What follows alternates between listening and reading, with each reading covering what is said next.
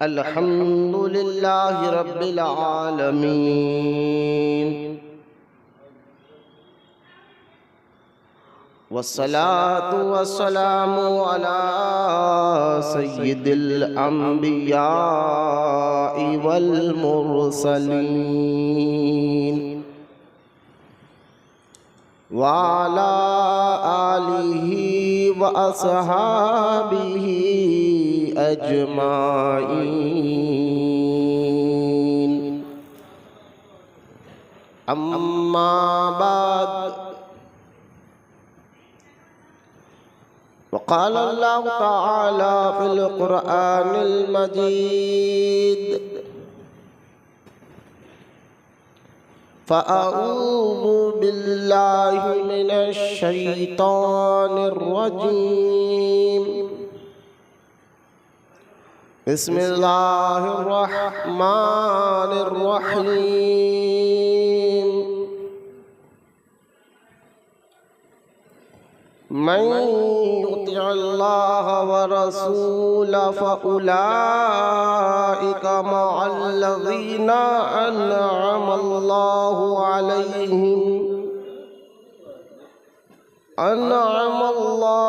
अलैहिम मिनन नबिय्यीन वस्सिद्दीक़ीन वश्शुहदाኢ वस्सालिहीन वश्शुहदाኢ वस्सालिहीन व हसुन उलाइका रफ़ीक़ा। आमन्तु बिल्लाहि सदक़ल्लाहुल अलियुल अज़ीम। वक़ाल अल्लाहु तआला बिशानि हबीबिहिल करीम इन्नल्लाहा व मलाइकतहु युसल्लूना अलन नबिय्यि या अय्युहल्लज़ीना आमनू सल्लु अलैहि व सल्लिमू तस्लीमा। अल्लाहुम्मा सल्लि अला सय्यिदिना व मौलाना मुहम्मद व अला आलिहि व सहबिहि अव्वल सलावातिका व अददा मालूमातिका व बारिक व सल्लिम सलातन व सलामन अलैका या रसूलल्लाह सल्लल्लाहु तआला अलैहि व आलिहि व सहबिहि व सल्लम। अम्मा बाद, हर तारीफ और बड़ाई सिर्फ अल्लाह ताला के लिए है जो सारे जहान का मालिक है, मुख्तार है और जो सारे जहान का पालनहार है। मैं इस बात की गवाही देता हूँ कि अल्लाह ताला के सिवा कोई इबादत के लायक नहीं, वो एक है, उसका कोई साथी और शरीक नहीं। और मैं इस बात की भी गवाही देता हूँ कि आप कर हमारे प्यारे आका और मौला हुजूर पुरनूर रहमती कौनैन हज़रत सैयदना मुहम्मद मुस्तफ़ा अहमदी मुश्तबा सल्लल्लाहु ताला अलैहि व आलिहि व सहबिहि व सल्लम अल्लाह ताला के आखिरी रसूल और उसके बरगुज़ीदा बंदे हैं। अल्लाह ताला हुजूर अकरम नूर मुजस्सम रहमत आलम सल्लल्लाहु ताला अलैहि व आलिहि व सहबिहि व सल्लम पर अहले बैत, सहाबाए किराम, ताबईन और तबे ताबईन औलियाए उम्मत पर क़यामत तक बकसरत रहमतें और बरकतें नाज़िल फरमाता रहे, आमीन। मोहब्बत से एक बार दुरूद शरीफ पढ़ लीजिए। अल्लाहुम्मा सल्लि अला सय्यिदिना व मौलाना मुहम्मद मआदिल जूदी वल करम व अला आलिहि व बारिक व सल्लिम सलातन व सलामन अलैका या रसूलल्लाह सल्लल्लाहु तआला अलैहि व आलिहि व सहबिहि व सल्लम। वाज़ सामईन, अस्सलामु अलैकुम व रहमतुल्लाहि व बरकातुहू। शाबान मुअज़्ज़म का ये मुबारक महीना चल रहा है और जहाँ पर उलमा इकराम ने बयान फरमाया कि जब ये महीना आए तो मेरे प्यारे मुस्तफ़ा करीम पर और भी ज़्यादा कसरत के साथ दुरूद शरीफ पढ़ना चाहिए। दुरूद शरीफ की बेशुमार फ़ज़ाइल अहादीस मुबारका में मौजूद है। उन्हीं अहादीस में से एक हदीस पाक में आता है, रहमत कौनैन सल्लल्लाहु तआला अलैहि वसल्लम ने इरशाद फरमाया कि जो शख्स यानी जो आदमी मुझ पर सुबह के वक्त 10 बार दुरूद पढ़ता है, रात के वक्त 10 दफ़ा दुरूद पढ़ता है, अल्लाह ताला क़यामत के दिन उसे बहुत बड़ी घबराहट से अमन अता फरमाएगा और उन लोगों के साथ होगा जिन पर अल्लाह ताला ने इनाम फरमाया, यानी अंबिया और सिद्दीकीन के साथ उसका हश्र होगा। लिहाजा दुरूद पाक एक ऐसा वजीफ़ा है जिसके पढ़ने से दुआएं कबूल होती है।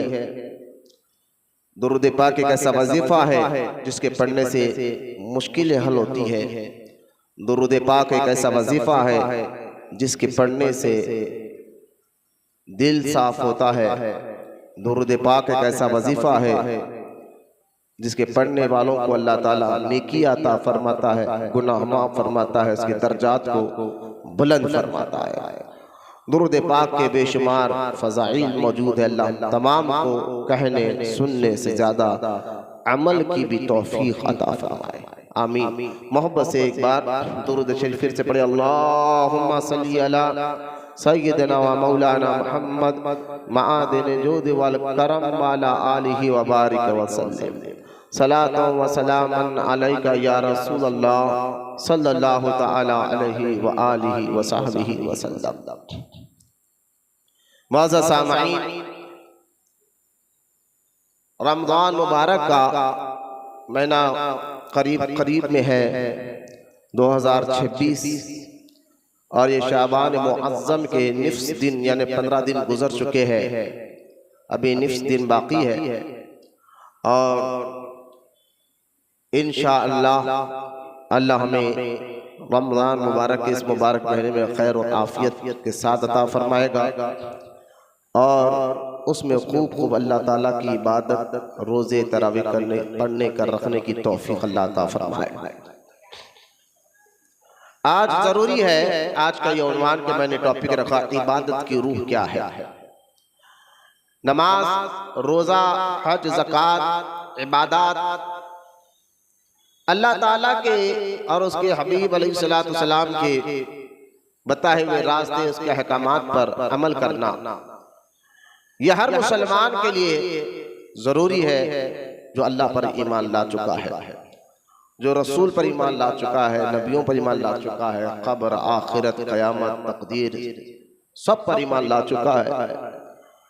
उसके लिए अमल भी बहुत ज़रूरी है। लेकिन आज हम जो दौर देख रहे हैं, इस दौर में जहां बहुत से फितने आ रहे हैं, अकीदे को लेकर बिगाड़ पैदा करने की कोशिश की जा रही है, यानी ईमान को कमजोर करने के लिए, ईमान को तबाह और बर्बाद करने के लिए फितने आ रहे हैं और पूरी कोशिश के साथ वो फैल भी रहे हैं। हम यही दुआ करेंगे अल्लाह ताला हर मुसलमान के ईमान और अकीदे की अपने हबीब के वास्ते वसीले से हिफाजत फरमाए।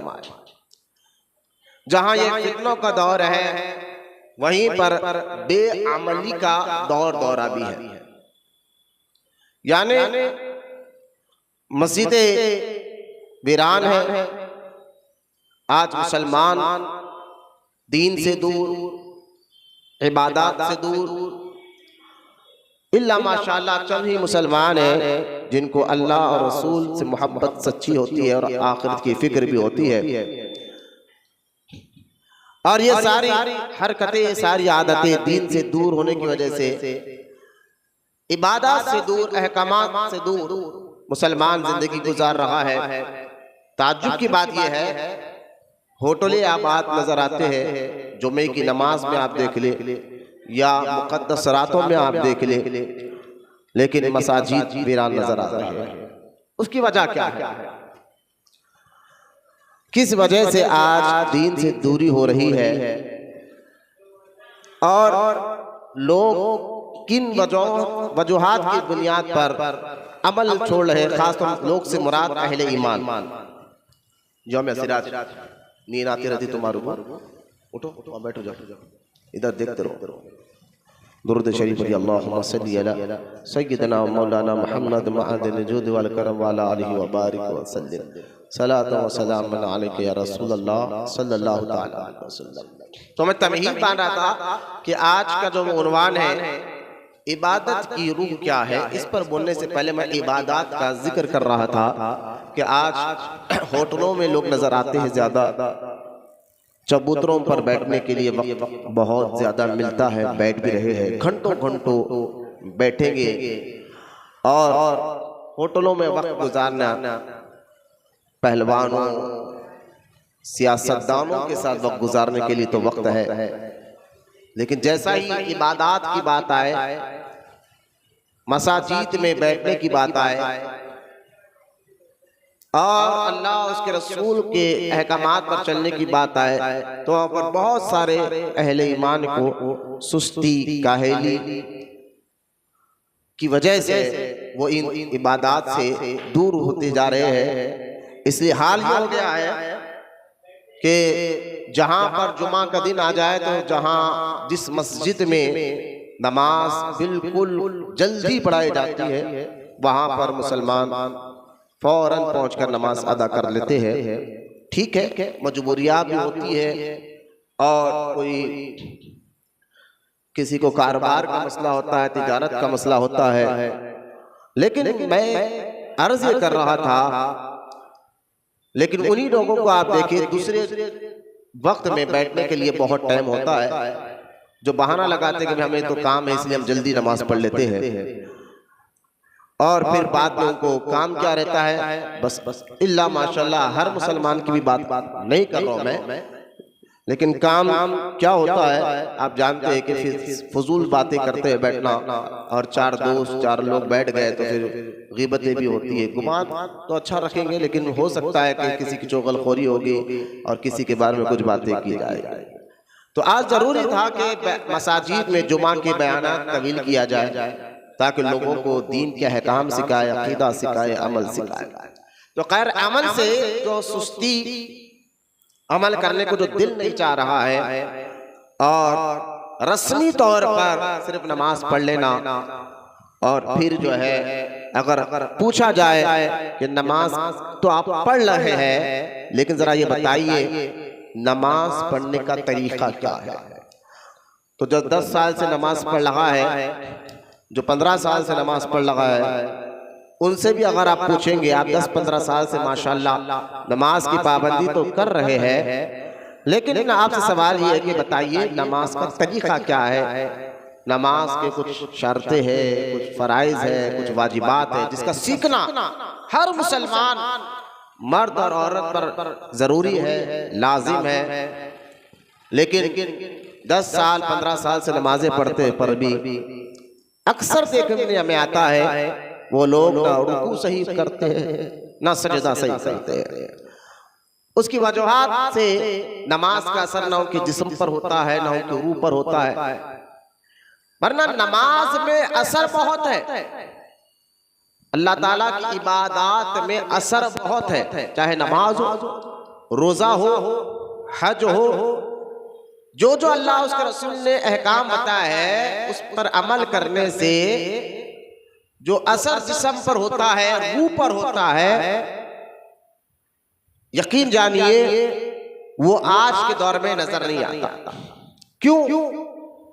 क्योंकि हम इबादत को सीख कर पढ़ना भूल गए, सिर्फ देखा देखी नमाज पढ़ गए हैं। सीखना, चाहे नमाज हो, रोजा हो, उसके बारे में सीखना ये हमारे पास वक्त नहीं है, टाइम नहीं है। तो फिर बगैर सीखे जो इबादत करता है तो उसमें गलतियां हो जाती है। नमाज हो, रोजा हो, हज हो, बगैर सीखे समझे कोई भी इबादत करने बैठ जाता है तो बहुत से गलतियां होती है। जब गलतियां होती है तो वो इबादत मुकम्मल नहीं होती। जब मुकम्मल इबादत नहीं होती है तो ना उसका असर जिस्म पर होता है, रूह पर, किसी पर भी नहीं होता। वरना जो बंदा इबादत को सीख कर, नमाज हो, रोजा हो, जो जो अहकाम है दीन के, कुरान अहादीस में, उसको सीख कर अमल करता है तो फिर वो ईमान वाले बंदे के अंदर चेंजेस जरूर आते हैं, वो तब्दील जरूर हो जाता है। यानी मिजाज में नरमी आ जाती है, बहुत सी चीजों में उसके अंदर तब्दीली आ जाती है। लेकिन बरसों से नमाज पढ़कर भी ना झूठ छूट रहा है, ना बाजार में फ्रॉड धोखा देना छूट रहा है, ना गाली देना छूट रहा है, फिर नमाज पढ़ रहे हैं, रोजा रख रहे हैं। तो ये सारी वजह क्या है? नमाज और इबादत में तो अल्लाह ने असर रखा है, हमें सीख कर नहीं पड़ा तो हमारे अंदर तब्दीली नहीं आ रही है, हम बदल नहीं पा रहे हैं, हमारे अंदर की गुनाहों की आदत जैसी थी वैसी रह रही है। तो उसकी वजह क्या है कि क्यों हम इबादत में, क्यों अमल कर कर सुस्ती, काहली क्यों हमारे अंदर पैदा हो रही है? तो उसकी जब वजह पर हमने गौर किया तो उलमाए कराम ने बयान फरमाया, वजह ये है कि तुम्हारे दिल से हुजूर अकरम सल्लल्लाहु ताला अलैहि व आलिहि व सहबिहि वसल्लम की मोहब्बत धीरे धीरे खत्म हो रही है। जब अल्लाह के नबी अलैहिस्सलातु वस्सलाम से मोहब्बत खत्म होना शुरू हो जाए तो फिर वो बंदे के अंदर सुस्ती आना, काहली आना, हर वो किस्म के बदअमली आना उसकी आदत में और उसके अंदर जो है हरकतों में आना शुरू हो जाता है। फिर सिर्फ वो मुसलमान तो होता लेकिन नाम का, अमल की दुनिया में कोई उसके अंदर तब्दीली नहीं। वजह क्या है? वजह यह है कि इबादत की जो रूह है वो खत्म हो चुकी है। और इबादत की रूह याद रखे, मैं भी कुरान हदीस से भी साबित करूंगा, इबादत की रूह हुजूर सल्लल्लाहु ताला अलैहि वसल्लम की मोहब्बत है। जैसा कि अगर आप गौर करें, एक कागज का या कपड़े का बना हुआ फूल होता है, दूर से देखने में वो कागज का या कपड़े का बना हुआ फूल दूर से देखने में बहुत खूबसूरत नजर आता है, लेकिन जब उसके करीब जाए तो हाथ में भी तो खूबसूरत नजर आता है, लेकिन उसके अंदर एक चीज की कमी जरूर होती है। क्या? खुशबू। जो हकीकी फूल में जो गुलाब का फूल होता है उसके अंदर जो खुशबू होती है वो कागज के या कपड़े के बनाए हुए फूल में नहीं आ सकती। चाहे आप कितना भी उसके ऊपर इत्र डाल लें, कागज के फूल पर, कागज से बनाए फूल पर या कपड़े से बनाए हुए फूल पर कितना भी इत्र डाले, खुशबू डाले, लेकिन उसके अंदर खुशबू नहीं आती जो खुशबू हकीकी फूल में आती है। इसी तरह अगर आप देखें हीरा, जो आज लाखों रुपए का भी होता है, मिलियन रुपीस का भी होता है, लेकिन एक हीरा जो कांच का बना हुआ हो और उसका डुप्लीकेट हो, मार्केट में इसकी कोई कीमत नहीं होती, वो 500, 1000 या 200, 100 में मिल जाया करते हैं। लेकिन जो असली हीरा दिखने में सेम टू सेम, लेकिन उसकी कीमत मिलियन में, लाखों में आ जाती है। तो फर्क, वजह क्या है कि जो डुप्लीकेट दिखता तो सेम है लेकिन हकीकत से दूर है। इसी तरह अगर आप गौर करते जाए कि जो मिसालें मैं देकर आपको समझाना चाहता हूं कि एक बंदा अगर पत्थर से, मट्टी से एक मूर्ति बनाए, यानी इंसान को बनाए, आंखें, कान, नाक, होठ, हाथ, पैर, पेट, हर चीज सेम टू सेम इंसान की तरह बना, लेकिन है वो मिट्टी का बना हुआ, पत्थर का बना हुआ। उसके दिखने में तो उसके हाथ, पैर, कान सब है, लेकिन वो फिर भी बेजान होता है। क्यों? क्योंकि उसके अंदर रूह नहीं है। अब ये तीन मिसालें जो मैंने फूल वाली दी है, हीरे वाली दी है और पत्थर वाली दी है, यही आज जो है जो शख्स इबादत करे, नमाज पढ़े, रोजा रखे और अल्लाह के बताए के रास्ते पर, अहकामात पर अमल करे, लेकिन अगर उसके दिल में हुजूर सल्लल्लाहु ताला अलैहि वसल्लम की मोहब्बत, जो कुरान में अल्लाह ताला ने फरमाया कि हुजूर से मोहब्बत करना फर्ज है, अहादीस में उसका जिक्र आया है, लेकिन वो मोहब्बत ना हो, लेकिन कलमा भी पढ़ रहा है, इबादत भी कर रहा है, लेकिन मोहब्बत दिल में ना हो हुजूर अलैहिस्सलातु वस्सलाम की, तो उसकी मिसाल उस कागज के फूल की तरह है, उस कपड़े के बनाए हुए फूल की तरह है, जो दिखने में तो खूबसूरत है लेकिन जो है उसके अंदर खुशबू नहीं है। और इसी तरह वो कांच के हीरे की तरह है, दिखने में तो ओरिजिनल है लेकिन हकीकत में वो डुप्लीकेट नजर आता है। और इसी तरह उसकी मिसाल ऐसी है कि एक पत्थर की मूर्ति की तरह है, दिखने में इंसान की तरह लेकिन उसके अंदर रूह नहीं है। तो जिन इबादत, जो अहकामात में हम अमल करें, लेकिन अगर हुजूर सल्लल्लाहु अलैहि वसल्लम की मोहब्बत से दिल खाली हो, तो उसकी मिसाल यही है कि वो एक कागज का फूल तो हो सकता है, हकीकी फूल नहीं हो सकता। वो एक कांच का हीरा तो बन सकता है, हकीकी हीरा नहीं बन सकता। वो एक पत्थर की मूर्ति तो हो सकता है लेकिन हकीकी इंसान नहीं बन सकता। जिस तरह हकीकी हीरे की कीमत अलग होती है, हकीकी फूल की जो है खुशबू अलग होती है, और हकीकी इंसान के जिस्म में रूह होती है। अगर इबादत की रूह क्या है? वो हुजूर सल्लल्लाहु अलैहि वसल्लम की मोहब्बत है। हुजूर अलैहिस्सलातु वस्सलाम की मोहब्बत ही जो है ईमान की रूह भी है और सारी इबादत की रूह भी है। हुजूर से मोहब्बत नहीं है तो फिर आप देखिए, आप कलमा पढ़कर, नमाज पढ़कर भी कोई बंदा अल्लाह का महबूब नहीं बन सकता। आप कहेंगे ये कैसा दावा कर रहे हैं जनाब कि एक बंदा कलमा भी पढ़ रहा है, नमाज भी पढ़ रहा है, रोजा भी रख रहा है, अल्लाह ने अगर उसको माल दिया तो हज भी कर रहा है, ज़कात भी दे रहा है, और अपने जो हक है बीवी बच्चे औलाद माँ बाप सबका हक भी अदा कर रहा है, लेकिन आप कह रहे हैं सब करने के बावजूद भी वो अल्लाह के यहाँ हकीकी मुसलमान बन ही नहीं सकता जब तक उसके दिल में हमारे और आपके नबी की सच्ची मोहब्बत सच्ची ना आ जाए, वो मुसलमान नहीं हो सकता। ये मेरा कहने का मकसद है। इसमें दो बातें समझ में आपको आ जाना चाहिए। एक, मुनाफिकीन जो हुजूर सल्लल्लाहु अलैहि वसल्लम के दौर में नमाज भी पढ़ते थे, रोजा भी रखते थे, लेकिन अल्लाह ने फरमाया हबीब ये मुसलमान नहीं है। अगर 28वां पारा सूरह मुनाफिकून की आप तफसीर पढ़ेंगे तो यहाँ पर ये सारी बातें मिलेंगी। तो एक तो ये पता चला कि हर नमाज और इबादत करने वाला अल्लाह का महबूब नहीं बन सकता, क्योंकि नमाज, रोजा, हज, ज़कात, इबादत तुम्हें अल्लाह तक नहीं पहुंचाती, ये तुम्हें हुजूर तक पहुंचाती है। अगर तुम्हारे दिल में हुजूर की मोहब्बत है अलैहिस्सलातु वस्सलाम, हुजूर तुम्हें अल्लाह तक पहुंचाते हैं।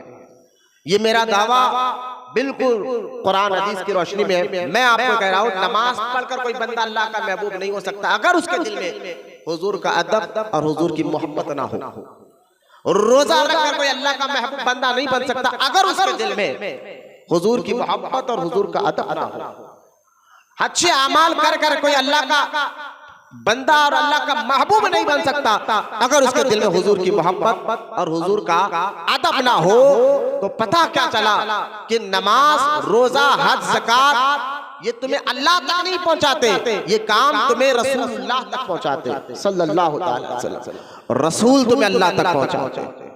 और कुरान ने ही फैसला कर दिया कि जो आपसे मोहब्बत ना करे वो मोमिन नहीं, चाहे वो कितनी भी इबादत कर ले, कितना भी रोजा रख ले, कितने भी अच्छे काम कर ले। एक तो यहाँ पता चला कि मुनाफिकीन जो है कि वो मुनाफिक एतिकादी जो अकीदे से तौर पर अंदर से तो मुसलमान नहीं थे, बाहरी तौर पर कलमा पढ़ रहे थे और इबादत जो है कर रहे थे, अल्लाह ने उनकी इबादत को ना उनकी ईमान को कबूल नहीं किया। क्यों? क्योंकि जुबान से तो कलमा था, अंदर में अल्लाह के रसूल से बड़ी दुश्मनी थी और अल्लाह ने उनकी इबादत को कबूल नहीं फरमाया।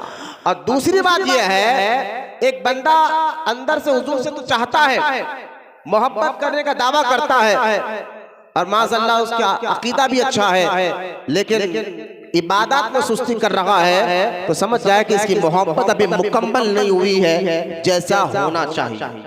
जब मोहब्बत मजबूत और मुकम्मल हो जाती है तो फिर मोहब्बत जो है हर चीज का हल, सुस्ती, काहिली, बेचैनी, सब चीज को खत्म कर देती है जब मोहब्बत हुजूर से मजबूत हो जाती है। आप देखें, इसकी एक मिसाल देकर हमारे उलमा ने एक प्यारी बात समझाई है कि एक खातून एक बुजुर्ग के पास आई, कहने लगे हुजूर मसला ये है, घर में शौहर भी लड़ता है और सास भी लड़ती बिला वजह के, ननद भी लड़ते हैं, आपको एक किसी ताबीज दे दे जो ये मसला हल हो जाए। तो बुजुर्ग ने देखा कि ये वाकई बहुत परेशान है, घर में बहुत लड़ाई झगड़े हो रहे हैं हर चीज को लेकर, तो उन्होंने एक ताबीज दी। तो उस खातून ने कहा हुजूर मसले तो बहुत है, लेकिन एक ताबीज सारे मसलों का हल है। तो बुजुर्ग ने फरमाया हाँ, ये एक ताबीज तेरे सारे मसलों का हल है। कहा हुजूर ये कौन सी ताबीज है? फरमाया ये मोहब्बत वाली ताबीज। अगर ये ताबीज तो जिक्र रखेगी तो ना शौहर भी तुझसे मोहब्बत करेगा, सास भी मोहब्बत करेगी, नंद भी मोहब्बत करेगी। तो मोहब्बत जब हो जाए तो सारे चीजों का हल खुद ब खुद निकल जाता है, लड़ाई झगड़े सब खत्म हो जाते हैं। तो मोहब्बत एक ऐसी चीज है जो आपको हर बीमारी, हर मुश्किल से आसान और हर तकलीफ से दूर कर बंदा जिससे मोहब्बत करता है फिर उस मोहब्बत में मजबूत हो जाता है, तो फिर वो अल्लाह के करीब हो जाता है।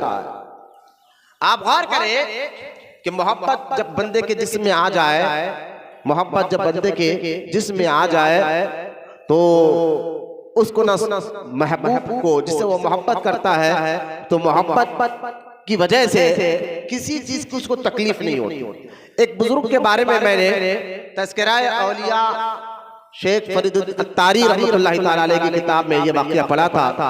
फरमाते कि मैं जो है एक अपने इलाके की एक खातून से बड़ी मोहब्बत करता था और उसकी मोहब्बत में इतना मजबूत था मैं। किसी ने पूछा हुजूर आप तो अचानक ये मुकाम अल्लाह ने कैसे दे दिया? तो अपना वाक़या वो सुना रहे थे। कहा मोहब्बत, मैं अपने इलाके की खातून से बड़ी मोहब्बत करता था, उसकी मोहब्बत में इतना मजबूत था, उठते बैठते हर वक्त उसी का नाम लेना, उसी को देखना। यकीनन जिससे मोहब्बत होती है तो उसका जिक्र भी ज्यादा होता है, जिससे मोहब्बत होती है उसका ख्याल भी ज्यादा आता है, जिससे मोहब्बत होती है उसी का तस्वुर भी ज्यादा आता है, जिससे मोहब्बत होती है फिर बंदा उसके ही फिक्र में रहता है और उसकी ही तरफ ध्यान लगा कर रहता है। तो बुजुर्ग फरमाते हैं कि मैं उसकी मोहब्बत में इतना मजबूत था, इतना मजबूत था कि एक मर्तबा हुआ ये कि मैं उसके घर के बाहर रात में मगरिब के बाद जाकर खड़ा हो गया। बस पूरी तवज्जो मेरी उसके घर के ऊपर थी और अपने महबूब की तरफ थी। अचानक अजान हुई, लोगों ने कहा कब तक खड़े रहोगे, जिससे तुम मोहब्बत करते हो तो आती नहीं बाहर, चलो नमाज के लिए चलो। वो बुजुर्ग कहते हैं मैंने कहा अभी तो मगरिब में ठहरा हूं, इशा का टाइम है और इशा को तो कभी भी पढ़ सकते हैं, पूरी रात बाकी है, जाओ मुझे अपने महबूब के घर के पास खड़े रहने दो। लोगों ने कहा अरे नादान, ये जो अज़ान हुई है इशा की नहीं फजर की अज़ान, फजर की अज़ान हुई है। वो बुजुर्ग हैरान, वो शख्स कहते हैं मैं परेशान हो गया कि मैं मोहब्बत में पूरी रात मैं जो है खड़ा रह गया और मुझे पूरी रात का पता नहीं चला। और करे जरा इस बात, पूरी रात का पता नहीं चला। तो जब बंदे को दीन से हुजूर पाक अलैहिस्सलाम से सच्ची मोहब्बत हो जाए, ना मस्जिद में बैठने में सुस्ती आएगी, ना इबादत में सुस्ती आएगी। तो खैर वो बुजुर्ग कहते हैं पूरी रात का मुझे पता नहीं चला, बस इस ख्याल से मेरे दिल में एक चोट सी लगी। मैं घर आया, कहा ऐसी मोहब्बत अगर मैं जो इस खातून से कराऊं, पूरी रात चढ़ाना, खड़ने की थकान महसूस हुई, ना जो है टाइम का पता चला, ना वक्त का पता चला। तो वो बुजुर्ग कहते हैं मुझे इस ख्याल, इस बात पर दिल पर बहुत असर हुआ। घर आया, सच्ची तौबा अल्लाह की बारगाह में की, बस हुजूर का आशिक बन गया। अल्लाह ने आज मुझको इतना बड़ा मुकाम और मर्तबा अता फरमाया।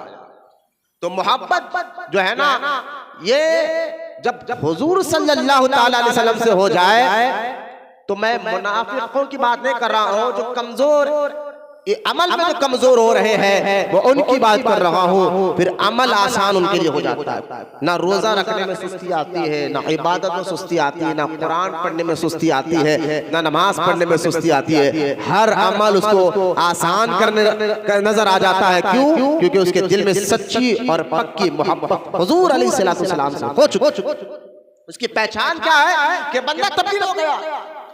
इसीलिए आप देखें, अगर कोई प्रैक्टिकल बताऊं, अगर आप कहेंगे कि तो कई वाकयात प्रैक्टिकल तौर पर कुरान और अहादीस में आए हैं कि जो आयत मैंने पढ़ी है 5वें पारे की आयत है 6वां रुकू, जिसमें अल्लाह ताला फरमाता है मैं युतिल्लाह व रसूला फउलाइका मअल्लज़ीना अनअमल्लाहु अलैहिम मिनन नबिय्यीन व सिद्दीक़ीन व शुहदाኢ व सालिहीन व हसुन उलाइका रफ़ीक़ा।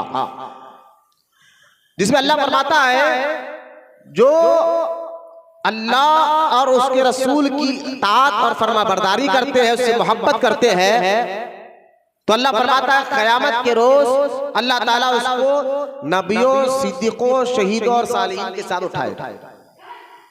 और ये कितने अच्छे इनके दोस्त हैं। ये आयत क्यों दिया जाते हैं कुरान पाक में? ये 5वें पारे की जो आयत मैंने पढ़ी है अभी, इसके बारे में आता है एक सहाबी थे जिनका नाम हजरत सोबान रज़ियल्लाहु ताला अन्हु, हजरत सोबान रज़ियल्लाहु ताला अन्हु। वो साहबी रसूल एक मर्तबा हुजूर सल्लल्लाहु ताला अलैहि वसल्लम की खिदमत में आए।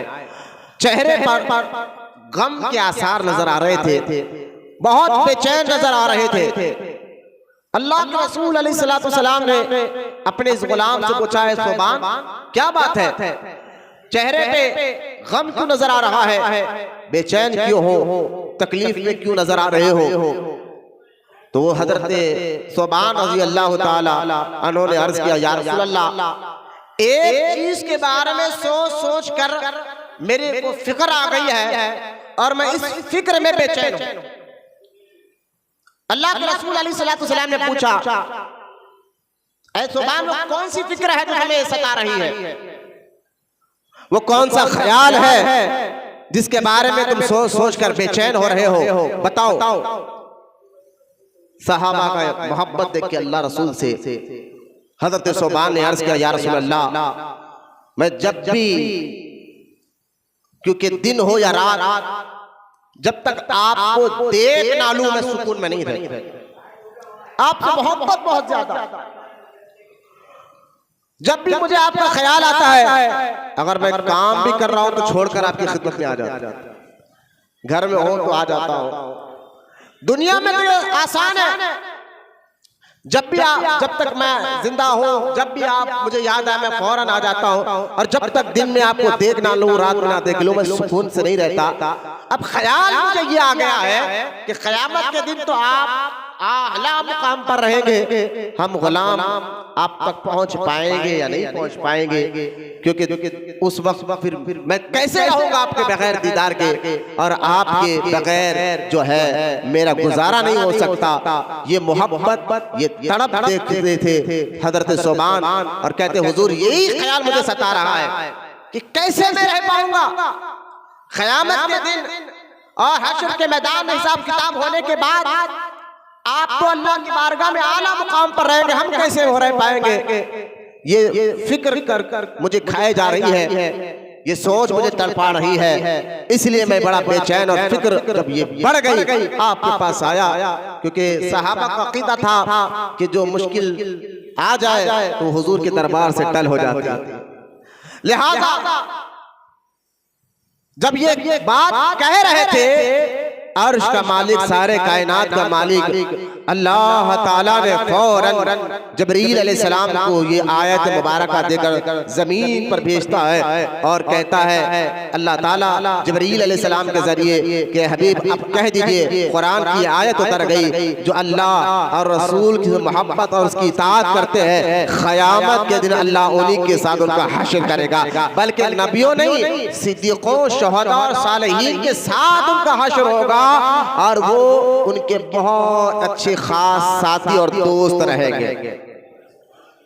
अब ये आयत मुबारका में मुफस्सिरीन कहते हैं कि इस आयत से पता चला कि हुजूर सल्लल्लाहु ताला अलैहि व आलिहि व सहबिहि वसल्लम की मोहब्बत हर मुसलमान पर लाजिम और जरूरी है। और आप गौर करें, मोहब्बत की बात आ जाए तो मैं भी आगे बताऊंगा क्या क्या चीजें हैं, लेकिन जरा एक चीज जरा गौर से तवज्जो से आप सुने, अपनी थकान को खराब दूर करते हुए। इंशाअल्लाह मोहब्बत रसूल ये इबादत की रूह है, ईमान की रूह है। अब ये आयत मुबारका के तहत अगर आप सहाबा कराम को देखें और उनके इश्क के जज्बे को देखें तो आपको बहुत सी बातें समझ में आ जाएगी। लेकिन मैं आपको एक और बात बता दूं, इस आयत में जहां अल्लाह ने यह हुक्म दिया कि जो अल्लाह और उसके रसूल की इताअत करते हैं, इताअत का माना है, इताअत का माना यह है कि अल्लाह के रसूल अलैहिस्सलाम के जो हुक्म फरमाए उस पे अमल करना। इताअत का माना क्या है? हुजूर जो हुक्म फरमाए उस पे अमल करना। एक होता इताअत और एक होता इत्तिबा। दोनों में एक छोटा सा फर्क यह है, इताअत तो वो है हुजूर सल्लल्लाहु अलैहि वसल्लम के हुक्म पे अमल करना, और इत्तिबा उसको कहते हैं कि अपने महबूब जो कहा भी नहीं लेकिन उनकी अदाओं पे अमल करना, यानी जो भी कहा भी नहीं। इताअत तो वो है जो हुजूर के कहने पर अमल करना, और इत्तिबा वो है कि हुजूर की अदाओं पे अमल करना। ये दोनों का जहन में रखे, चाहे इताअत हो चाहे इत्तिबा हो। अब मुसलमान को एक ने कई आयतें कुरान पाक में जिसमें अल्लाह ताला ने क़यामत तक के मुसलमानों को ये फरमाया है कि मेरे हबीब की इताअत की जाए। जो अल्लाह उसके रसूल की इताअत करता है और वो अल्लाह का महबूब होता है। इताअत करने के लिए कुरान में और अहादीस में बहुत सी बातें हैं, बहुत से जिक्र किया गया है। और जरा इताअत का मान, मैं इत्तिबा की बात नहीं कर रहा हूं, इताअत की बात कर रहा हूं। इत्तिबा और इताअत में मैंने फर्क छोटा सा बता दिया है। इताअत का हुक्म कुरान में हदीस में बहुत ज्यादा आया है कि रसूल की इताअत करो, रसूल का हुक्म मानो, रसूल की इताअत अलैहिस्सलातु वस्सलाम। लेकिन चाहे इताअत हो या इत्तिबा, इत्तिबा तो ये आगे का मरहला है। इताअत की बात ले ले, शुरुआत इताअत से होती है। यहाँ एक बात याद रखें, इताअत बगैर मोहब्बत के नहीं हो सकती। ये मसला समझाना। यानी आप नमाज पढ़ रहे हैं, किसका हुक्म है नमाज पढ़ो? हुजूर का हुक्म है, यानी हुजूर के हुक्म पे अमल कर रहे हैं। नमाज हो, रोजा हो, हज हो, ज़कात हो, आप माँ बाप की खिदमत कर किस लिए कर रहे? बोले हुजूर का हुक्म है। आप सारे अच्छे काम किस लिए कर रहे हो? हुजूर का हुक्म है अलैहिस्सलातु वस्सलाम। तो ये इताअत बगैर मोहब्बत के नहीं हो सकती। मैं आपको समझाना है, इस फलसफे को अगर आप जहन में बिठा लेंगे तो मेरी बात आपको आसानी से समझ आ जाएगी। इस फलसफे को समझाने के लिए मैं आपको एक मिसाल देकर समझाना चाहता हूँ। जरा ये मिसाल जहन में रखें। मेरा ये दावा कि इताअत बगैर मोहब्बत के नहीं होती, ये आपको आसानी से समझ में आ जाएगा। कि देखिए, अगर किसी मुसलमान को कोई ऐसा शख्स पकड़ ले और पकड़ कर, ये मिसाल दे रहा हूं, और मिसाल भी है, एक फिक़ही मसला भी है, शरई मसला भी है। जरा गौर से सुने। अगर किसी अहले ईमान को कोई शख्स पकड़े और पकड़ कर गर्दन पर तलवार रखकर कहे कि हमारे बुत को सजदा कर और इसको खुदा मान, वरना हम तुझे कत्ल कर देंगे, मार देंगे। ऐसे मौके पर वो क्या करे? मसला आया। आप देख रहे हालात कैसे। ऐसे मौके पर क्या करे? क्योंकि इस्लाम में जान बचाना भी फर्ज है। तो ऐसे मौके पर उस बुत को अगर कोई अहले ईमान सजदा कर ले जान बचाने के लिए और दिल में नफरत रखते हुए, जान बचाने के लिए और दिल में नफरत रखते हुए सजदा कर ले, तो उलमा फरमाते हैं वो मोमिन ही रहेगा, क्योंकि उसने दिल से सजदा नहीं किया, दिल में नफरत रखते हुए। क्योंकि इस्लाम में जान बचाना भी फर्ज है। जान बचाने के लिए शरीयत के मसले पर अमल करते हुए उसने सजदा किया, दिल में नफरत रखी, यानी दिल से नहीं किया, बस जान बचाने के लिए सजदा कर लिया, तो इसका ईमान खत्म नहीं होगा, वह ईमान वाला ही रहेगा। लेकिन अगर किसी ने बुत को मोहब्बत के साथ सजदा कर लिया, दिल से मान कर सजदा कर लिया, खुशी खुशी जाकर किसी बुत के आगे हाथ जोड़ लिया, किसी ने उसको जोर जबरदस्ती अपनी मर्जी खुशी के साथ मोहब्बत के साथ अल्लाह की इबादत छोड़कर किसी बुत और किसी मूर्ति के आगे बैठकर सुकून से उसने उसकी जो है इबादत करना शुरू की, तो अब मसला ये है कि अब ये मुसलमान नहीं रहेगा। क्यों? दोनों में फर्क क्या है? पहले में फर्क ये है कि उसने जान बचाने के लिए और दिल में नफरत रखते हुए किया था, क्योंकि सामने उसकी जान पर लाले थे, जान बचाने के लिए किया।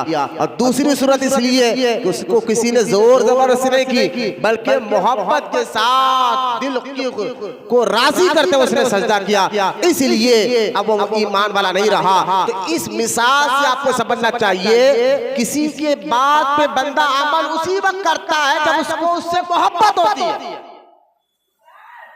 तो इताअत के लिए मोहब्बत का होना जरूरी है, इताअत के लिए मोहब्बत का होना जरूरी है। एक बात। दूसरी बात आगे मिसाल देकर आसान कर मैं आपको समझा दूं कि देखिए, मोहब्बत जो है वो तीन जरियों से मैं आपको समझाना चाहता हूं। एक बंदा किसी से मोहब्बत करता है उसकी अजमत की वजह से, और एक बंदा किसी से मोहब्बत करता है लालच की वजह से, एक बंदा किसी से मोहब्बत करता है डर की वजह से। ये तीन किस्म है, यानी किसी की इताअत करता है, यूं समझिए, कोई किसी की इताअत अजमत की वजह से कर रहा है, इताअत का माना उसके हुक्म पे बात अमल करना। तो कोई किसी की अजमत को देखकर इताअत करता है, कोई डर कर इताअत करता है, कोई लालच में इताअत करता है। तीनों के से इताअत की बात आ जाए, क्योंकि हमें इताअत करना है उसके रसूल की, तो पहले ये मिसालें आपको समझना होगा कि आप देखें माँ बाप की आप इताअत कर रहे हैं, क्यों? अजमत की वजह से, कि वो माँ है बाप है, उनकी इताअत कर रहे हैं। तो ये इताअत क्यों कर रहे हैं, उनका हुक्म क्यों मान रहे हैं? अजमत की वजह से। भाई उनका अदब हमारे दिल में अजमत से बड़े हैं, इसलिए उनकी इताअत कर रहे हैं। और एक बंदा जो है खौफ में इताअत कर रहा है, खौफ में, डर में, कि भाई अगर ये बात नहीं सुनूंगा तो मेरा नुकसान हो जाएगा। जैसा कि देखिए नौकर सेठ की इताअत, सेठ का बात मान रहा है, क्यों नहीं सुनूंगा तो अब ये इताअत जो इसको कहते हैं लालच में इताअत करना, नहीं सुनेगा तो नुकसान हो जाएगा, इसलिए वो अपने सेठ की बात को मानता है। और एक बंदा खौफ में इताअत कर रहा है, किस खौफ में? कि अगर मैं बात नहीं सुनूंगा तो ये मुझे मार देगा। लिहाजा जैसे कि राजा बादशाह की इताअत करना, लोग डर कर करते यार लीडर की बात नहीं सुने, फला की बात नहीं सुने तो नुकसान हमारी जान का हो सकता है। तो अब देखिए इताअत के तीन जरिए मैंने आपके सामने रखा दिए कि अजमत की वजह से इताअत, डर की वजह से इताअत, लालच की वजह से इताअत। हुजूर सल्लल्लाहु ताला अलैहि वसल्लम की इताअत करने का हुक्म अल्लाह दे रहा है तो वो इताअत डर की वजह से करना नहीं है, ना लालच की वजह से करना है। जो डर की वजह से इताअत करे वो मुनाफिकीन थे, और जो डर की वजह से और लालच की वजह से इताअत करे वो मुसलमान नहीं, मुनाफिकीन थे। मुनाफिकीन जो है लालच में आकर कलमा पढ़ा था और कहा था कलमा पढ़ोगे तो जान भी बच जाएगी, माल भी मिलेगा। दिल से कोई काम नहीं किया था, लालच में आकर डर कर किया था। तो जो डर कर और लालच में आकर कलमा पढ़े और हुजूर की इताअत करे वो ईमान उसका अल्लाह की बारगाह में कबूल नहीं होता। और जो मोहब्बत में हुजूर की इताअत करे, मोहब्बत में हुजूर की इताअत करे तो उसी के ईमान को अल्लाह कबूल फरमाता है। आप देख लीजिए आज जितने लोगों ने कलमा पढ़ा है, मैं अहले ईमान की बात कर रहा हूं, उन्होंने मोहब्बत में कलमा पढ़ा।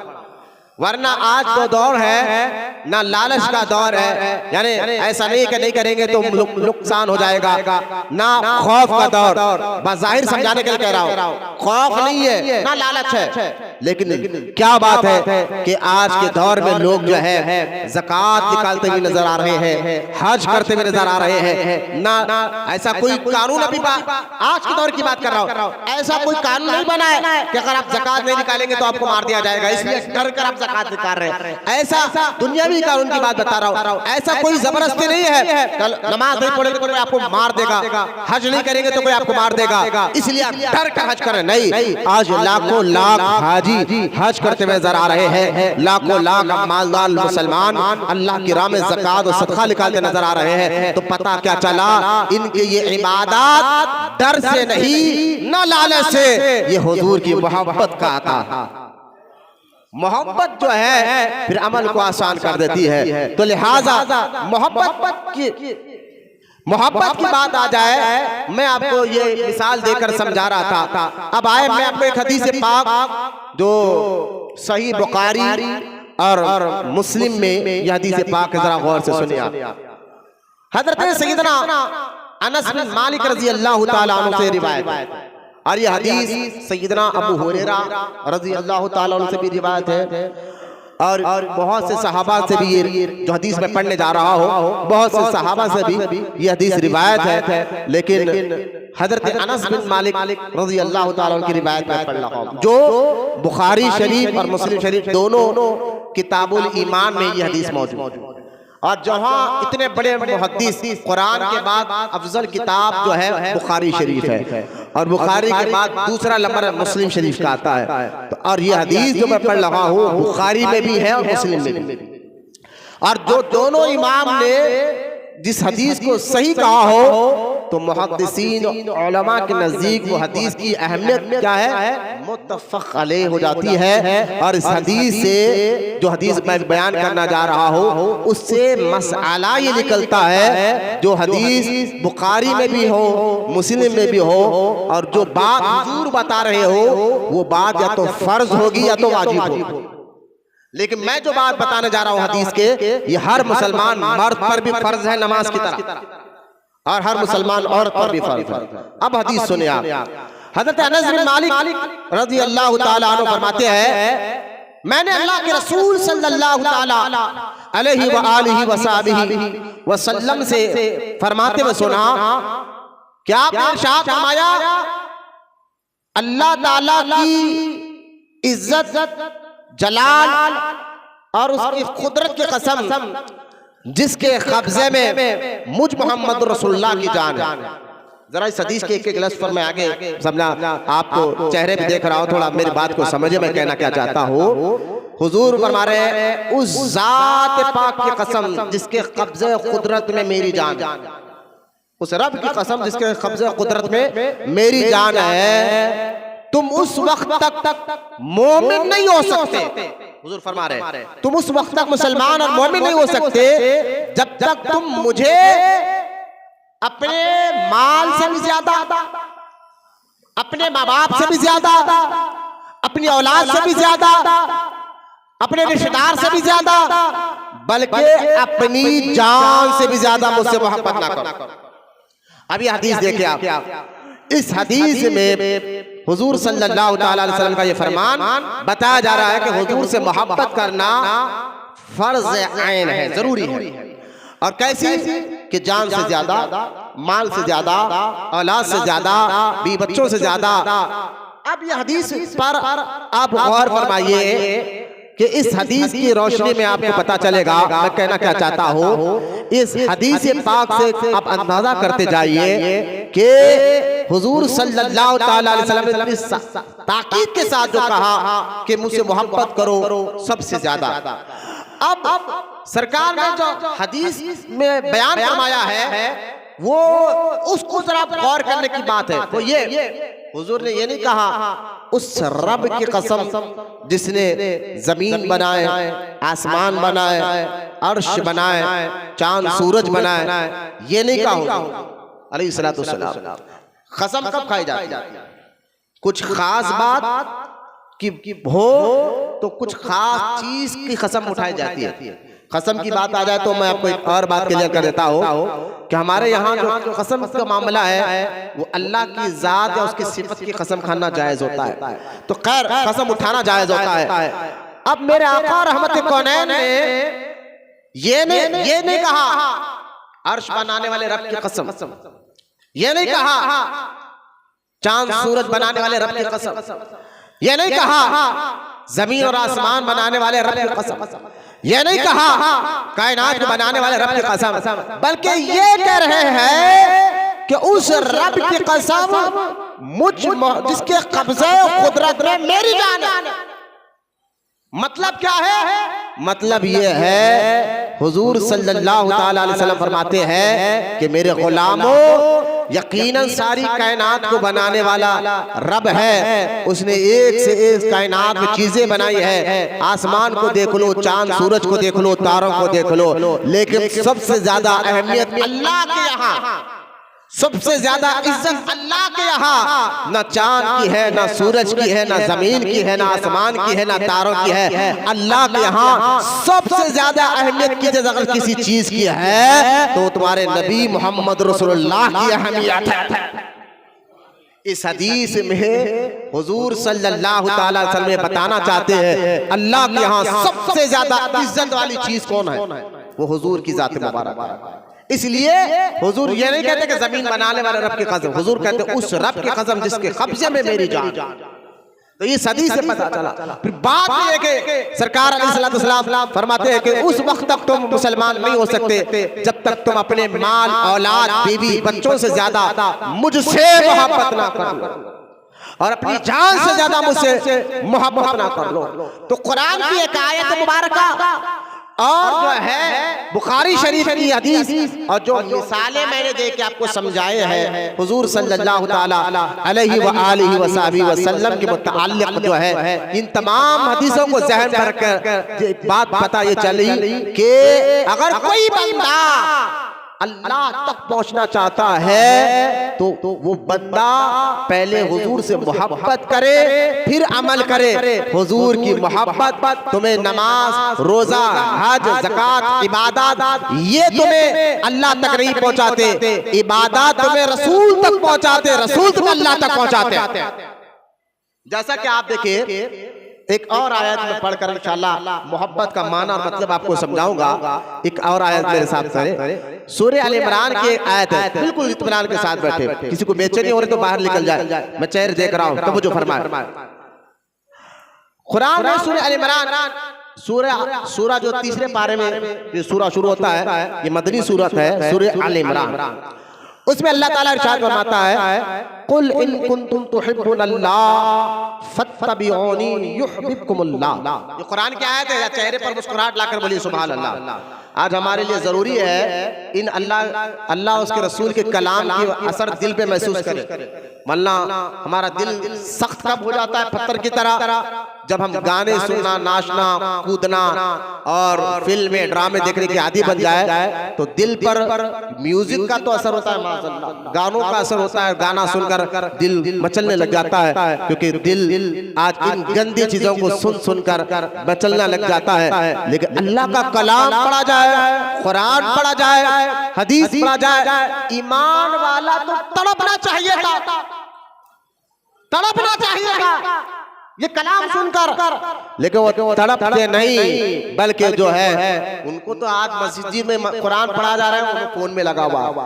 आज मस्जिदों का हाल देखिए, हदीस पढ़ा जा रहा है, इधर उधर देख रहा, पंखे कहाँ है, वो क्या बैठना, बेचैनी क्या बोल रहे कि मौलाना, जमीर मुर्दा हो चुका है, ना कुरान का असर तुम्हारे दिल पर हो रहा है, ना हदीस का असर तुम्हारे दिल पर हो रहा है। वजह यही है कि तुम्हारा ईमान कमजोर हो चुका है, मोहब्बत रसूल तुम्हारे दिल से निकलना शुरू हो चुका है। खुदा के वास्ते सारी इबादत की रूह मोहब्बत रसूल, वरना अल्लाह के कलाम में इतना असर है। हजरत अबू बकर सिद्दीक को मुशरिकीन ने यही कहा था, रहो मक्का में लेकिन कुरान पढ़ना है अपने बंद कमरे में पढ़ो। तुम कुरान पढ़ते हो पता नहीं। अबू बकर सिद्दीक जब कुरान पढ़ा करते थे तो मुशरिकीन के आसपास जो घर थे, घर की औरतें और बच्चे बाहर निकल कर कान लगाकर सुनते, बोलते कि पढ़ क्या रहा है पता नहीं, लेकिन ये कलाम ऐसा है कि हमारे दिलों पर असर हो रहा है। मुशरिकीन डर गए कि ऐसा हो तो हमारे औरतें हमारे बच्चे फिर ये कलमा पढ़ लेंगे, इसलिए डर कर कहा था कि आप कुरान पढ़ो लेकिन घर के अंदर पढ़ो। तो पता क्या चला, सिद्दीक अकबर जब कुरान पढ़ते थे, आप बुजुर्गान दीन जब कुरान पढ़ते थे, पत्थर दिल भी नरम पढ़कर उसकी तरफ तवज्जो करने लग जाते थे। लेकिन आज हमारा हाल है, मुसलमान होकर इन बातों पर गौर करना चाहिए। अब मैं आपके सामने ये आयत मुबारक मैंने पढ़ी, सूरह आल इमरान की दूसरी आयत कि अल्लाह ने फरमाया, अच्छा ये आयत के बारे में शान नुज़ूल आप सुन ले।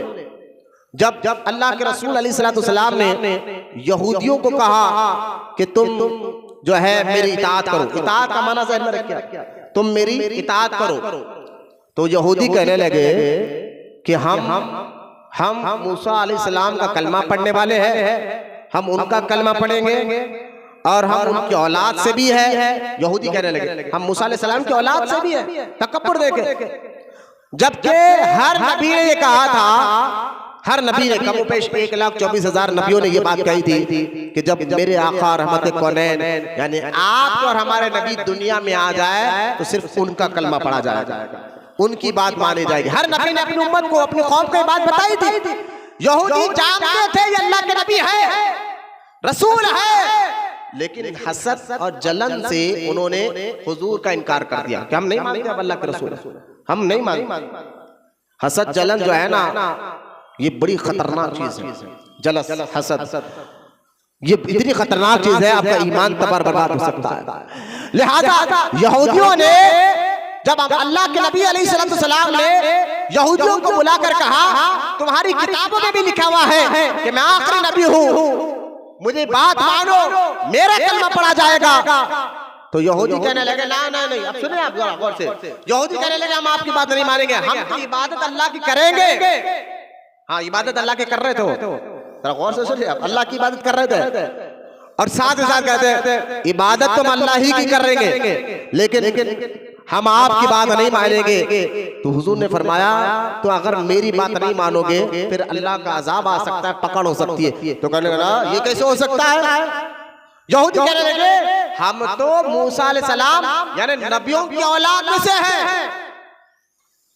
हम नबी की औलाद में से, नबियों की औलाद में से है और हम अल्लाह के महबूब बंदे हैं, हम अल्लाह से मोहब्बत करते हैं, अल्लाह हमें अजाब नहीं देगा। ये यहूदी कहने लगे। ईसाई भी यही कहने लगे कि हम ईसा अलैहिस्सलाम को जब हुजूर ने कहा, उनको भी समझाया तो वो कहने लगे कि हम ईसा को खुदा का बेटा मानते हैं, इसकी सिफत मानते हैं, लिहाजा हम अल्लाह के बेटे हैं, माज़अल्लाह, हमें अल्लाह अज़ाब नहीं देगा और ना हम आपको नबी मानेंगे। दावा देखे यहूदी और नसरानी का दावा ये था कि हम अल्लाह की इबादत कर रहे हैं, अल्लाह से हम मोहब्बत करते हैं, अल्लाह हमें अजाब नहीं देगा, अल्लाह हमारी पकड़ नहीं करेगा, लिहाजा हम आपको तो नबी नहीं मानेंगे माज़अल्लाह, लेकिन इबादत अल्लाह की करेंगे और हमें पूरा यकीन है कि अल्लाह हम पर अजाब नहीं उतारेगा, अल्लाह हमारी पकड़ नहीं करेगा।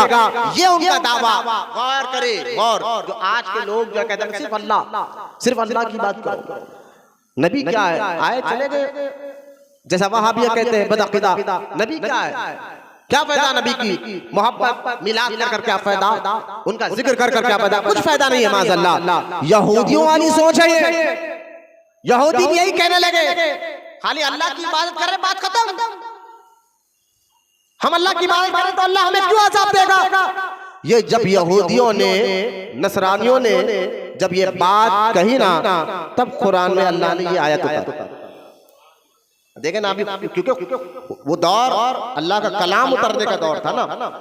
अब लोग अक्लमंद से आप अपनी अक्ल से सोचिए, एक बंदा अल्लाह की इबादत कर रहा है और कह रहा है कि हम आपको नबी नहीं मानेंगे तो हमें अजाब नहीं आएगा, हम अल्लाह के नेक बंदे हैं, महबूब बंदे की इबादत कर रहे हैं। हम यही समझते हैं कि अल्लाह की इबादत करने से बंदा नेक बन जाता है, यकीनन हमारा ख्याल ये है। तो यहूदी भी यही कहने लगे, हम तो इबादत कर रहे हैं, आपको मानने ना मानने से कोई फर्क नहीं पड़ता।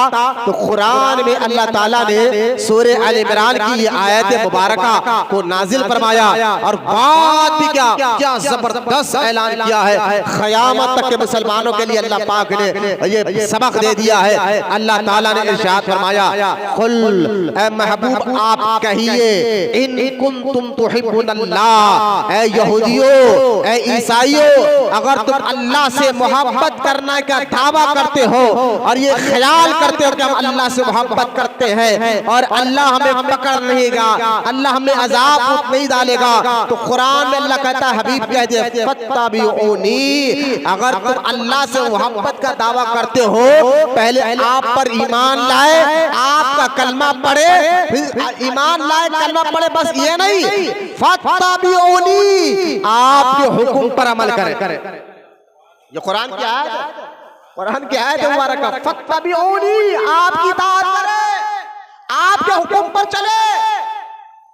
जो बंदा ईमान लाकर आपकी इताअत करता है, आपके हुक्म पे अमल करता है, फिर अल्लाह का फरमाता है, तुम ये दो दावा कर रहे थे अल्लाह से मोहब्बत करते हैं, अल्लाह कहता नहीं, मेरे हबीब की इताअत करो, उन पर ईमान लाओ, उनके हुक्म पर चलो, तो अब क्या होगा, युहिब्बुकुमुल्लाह, अल्लाह तुमसे मोहब्बत करेगा।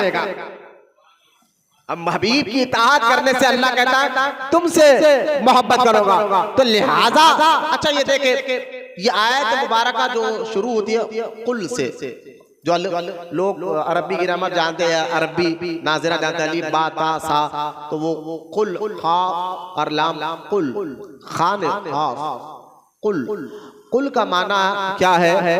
देखिए, कुल का माना होता है कि आप कह दीजिए। अल्लाह क्या कह रहा है, हबीब आप कह दीजिए। तो इसलिए हमारे इमाम अहले सुन्नत ने फरमाया, क्योंकि अल्लाह कहता है कुल, जैसा कि इंग्लिश में आप बोलिए, है ना, समझाने के लिए।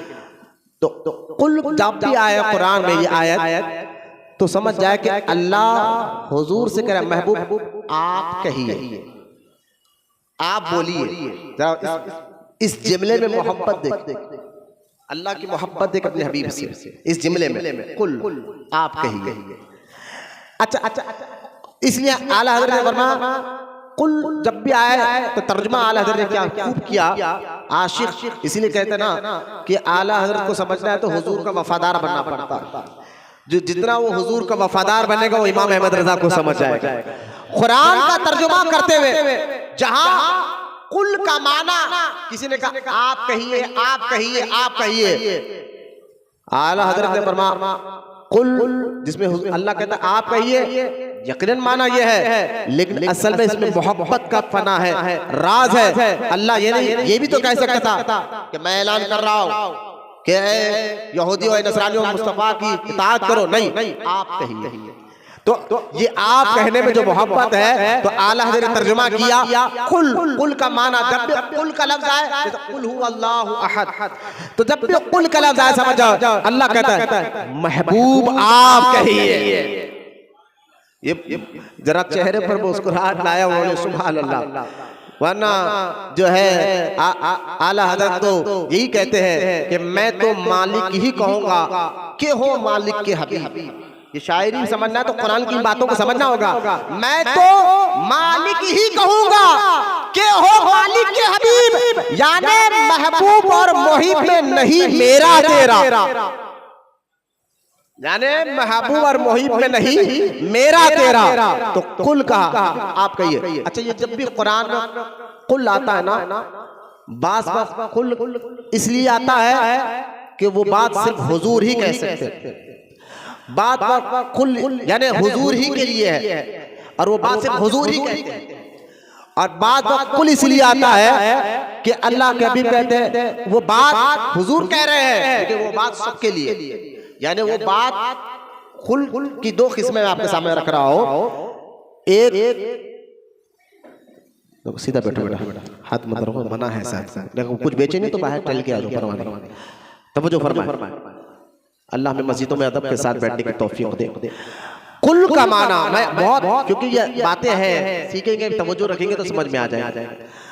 बेचैनी खत्म करते हुए बात सुने, मैं आसान उर्दू में ये मैं एक बात समझाना चाहता हूँ। कुल का माना है महबूब।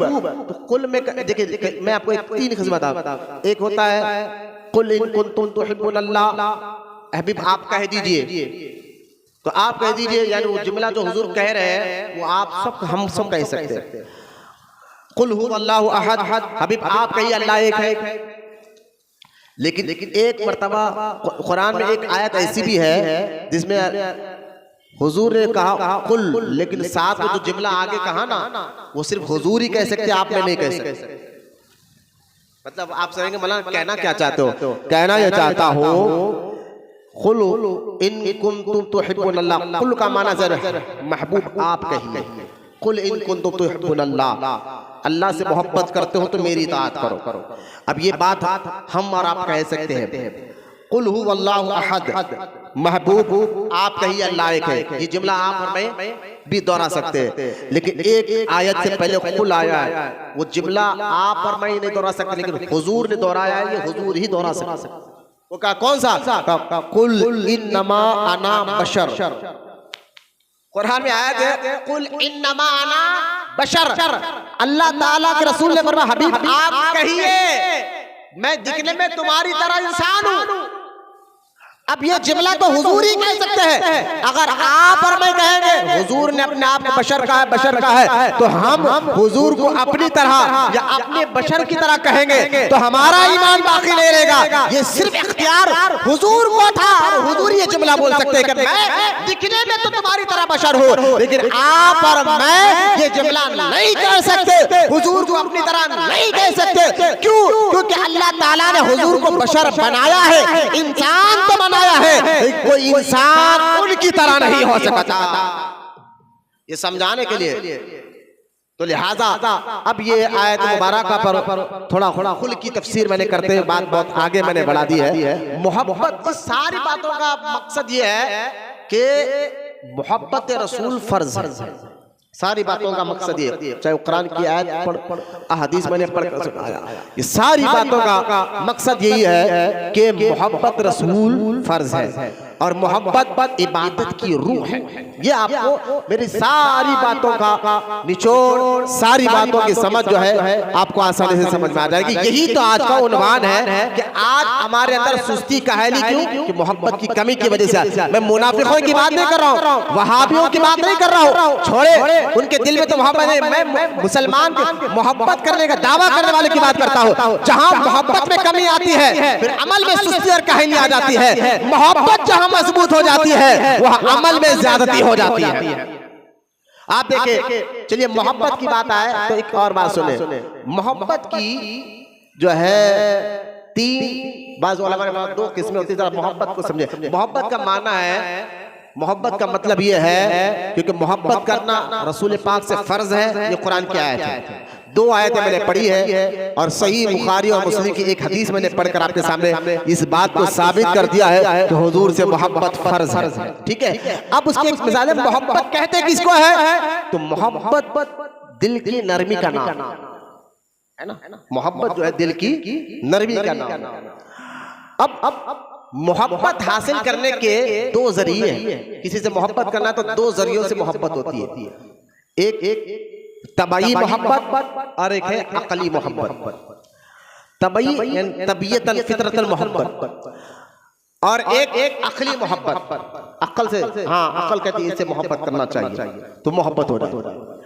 तो ये जो 2 तरीके हैं, इन दोनों में फर्क ये है तबाई मोहब्बत, जिसको फितरती मोहब्बत कहते हैं। पहले मोहब्बत का मतलब समझ के, दिल का नरम होना, जिससे हम मोहब्बत करते हैं उसके लिए हमारा दिल नरम हो जाता है, उसकी इज्जत आ जाती है, उसका अदब आ जाता है, उसका एहतराम आ जाता है, उसका जो है उसके जिक्र सुनना, उसका जिक्र करना, उसी का नाम लेना पसंद हो जाता है। बैठ के आ रहे हैं गाड़ी दे दुरूद शरीफ पढ़िए, बैठ के आ रहे हो उतर क्या बोल सकते ना कि दिल में तबीयतन मोहब्बत भी होती है।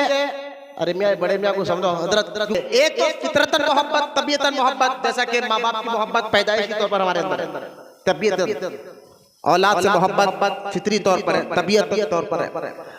और एक मोहब्बत है, तबीयत तो नहीं चाहती कि उससे मोहब्बत करे, लेकिन अक्ल कहती है उससे मोहब्बत करो। अक्ल कहती है कि उससे मोहब्बत करो। वो बोले वो क्या, जैसा कि डॉक्टर कहे भाई आप बीमार हो, ये कड़वी दवा आपको पीना है, तबीयत तो नहीं चाहती वो पीना कड़वी दवा, तबीयत मिजाज तो नहीं चाहती पीना, लेकिन अक्ल कहती है भाई पिएगा तो सेहत हो, पिएगा तो बीमारी खत्म हो गई।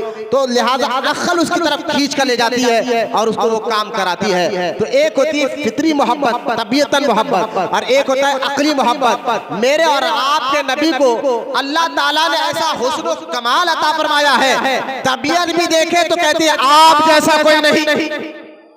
तबीयतन भी अगर देखा जाए, देखिए बंदा को अगर तबीयतन किसी से मोहब्बत हो जाए फितरतन, तो मुझे बताइए कि वो कैसी मोहब्बत करता है। तबीयत फितरतन, वो तबीयत चाहती है उससे मोहब्बत करो जो पाक साफ। गंदे लोगों जिसका लिबास गंदा, मिजाज गंदी, अगर चलिए लिबास तो पाक साफ है, जुबान गंदी है, गाली रोज कर रहा है, तबीयत कहते हैं बंदा इज्जत के लायक नहीं, मोहब्बत के लायक नहीं है। तो तबीयत भी चाहती है कि जिससे मोहब्बत हो, जहां उसका लिबास साफ सुथरा हो, जहां उसका हुस्न भी साफ सुथरा हो, जहां उसके अखलाक भी आला हो, तो तबीयत कहती है हाँ मोहब्बत इनसे करनी चाहिए। तो तबीयत अगर आप देखें तो अगर इस तबीयत को भी खींच कर लाए, जैसे हमारे सरकार है ऐसा कोई नहीं। अब तबीयत क्या चाहते हैं, हुस्न वाला हो। आज जो है हुस्न के चक्कर में लोग तबीयत में झुक जाते हैं, लेकिन यकीन जाने इस कायनात में हमारे नबी से ज्यादा हसीन कोई नहीं।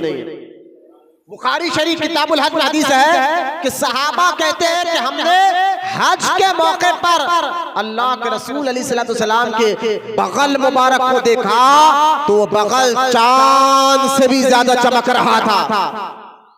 जिनके बगल जहां जहां साफत होती है, वहां पसीना डरता है, जहां से बदबू आती है, वो बगल का मुकाम इंसान की फितरत के तहत। लेकिन मेरे नबी के चेहरा कैसा था मैं क्या बताऊं, वो शुमाइल कैसे थे मैं क्या बताऊं, मेरे और आपके नबी की आंख कान जुबान और भवे कैसे थे मैं क्या बताऊं। बगल मुबारक ऐसी चीज थी, सहाबा कहते खुदा की इज्जत व जलाल की कसम हमने देखा कि मुस्तफा करीम के बगल चांद से भी ज्यादा रोशन थे। तो सोचो उनका चेहरा कैसा था। तबीयत इसलिए देखे जो एक बार हुजूर को देखता ना बस हुजूर का हो जाता, तबीयत उसकी तरफ हो जाती है। यार ये इन्हीं तो मोहब्बत करना चाहिए, ऐसी बात करने वाले से मोहब्बत करना चाहिए। चेहरा कैसा था मैं क्या बताऊं, जिनकी कुरान पाक में वद्दुहा कहकर अल्लाह कसम को उठाता अभी तेरे चेहरे की। लिहाजा और अक्ली तौर पर चलिए ये तो तबीयत, और इसीलिए आप देखिए सरकार फरमाते मेरी से मोहब्बत माँ से भी ज्यादा होना चाहिए।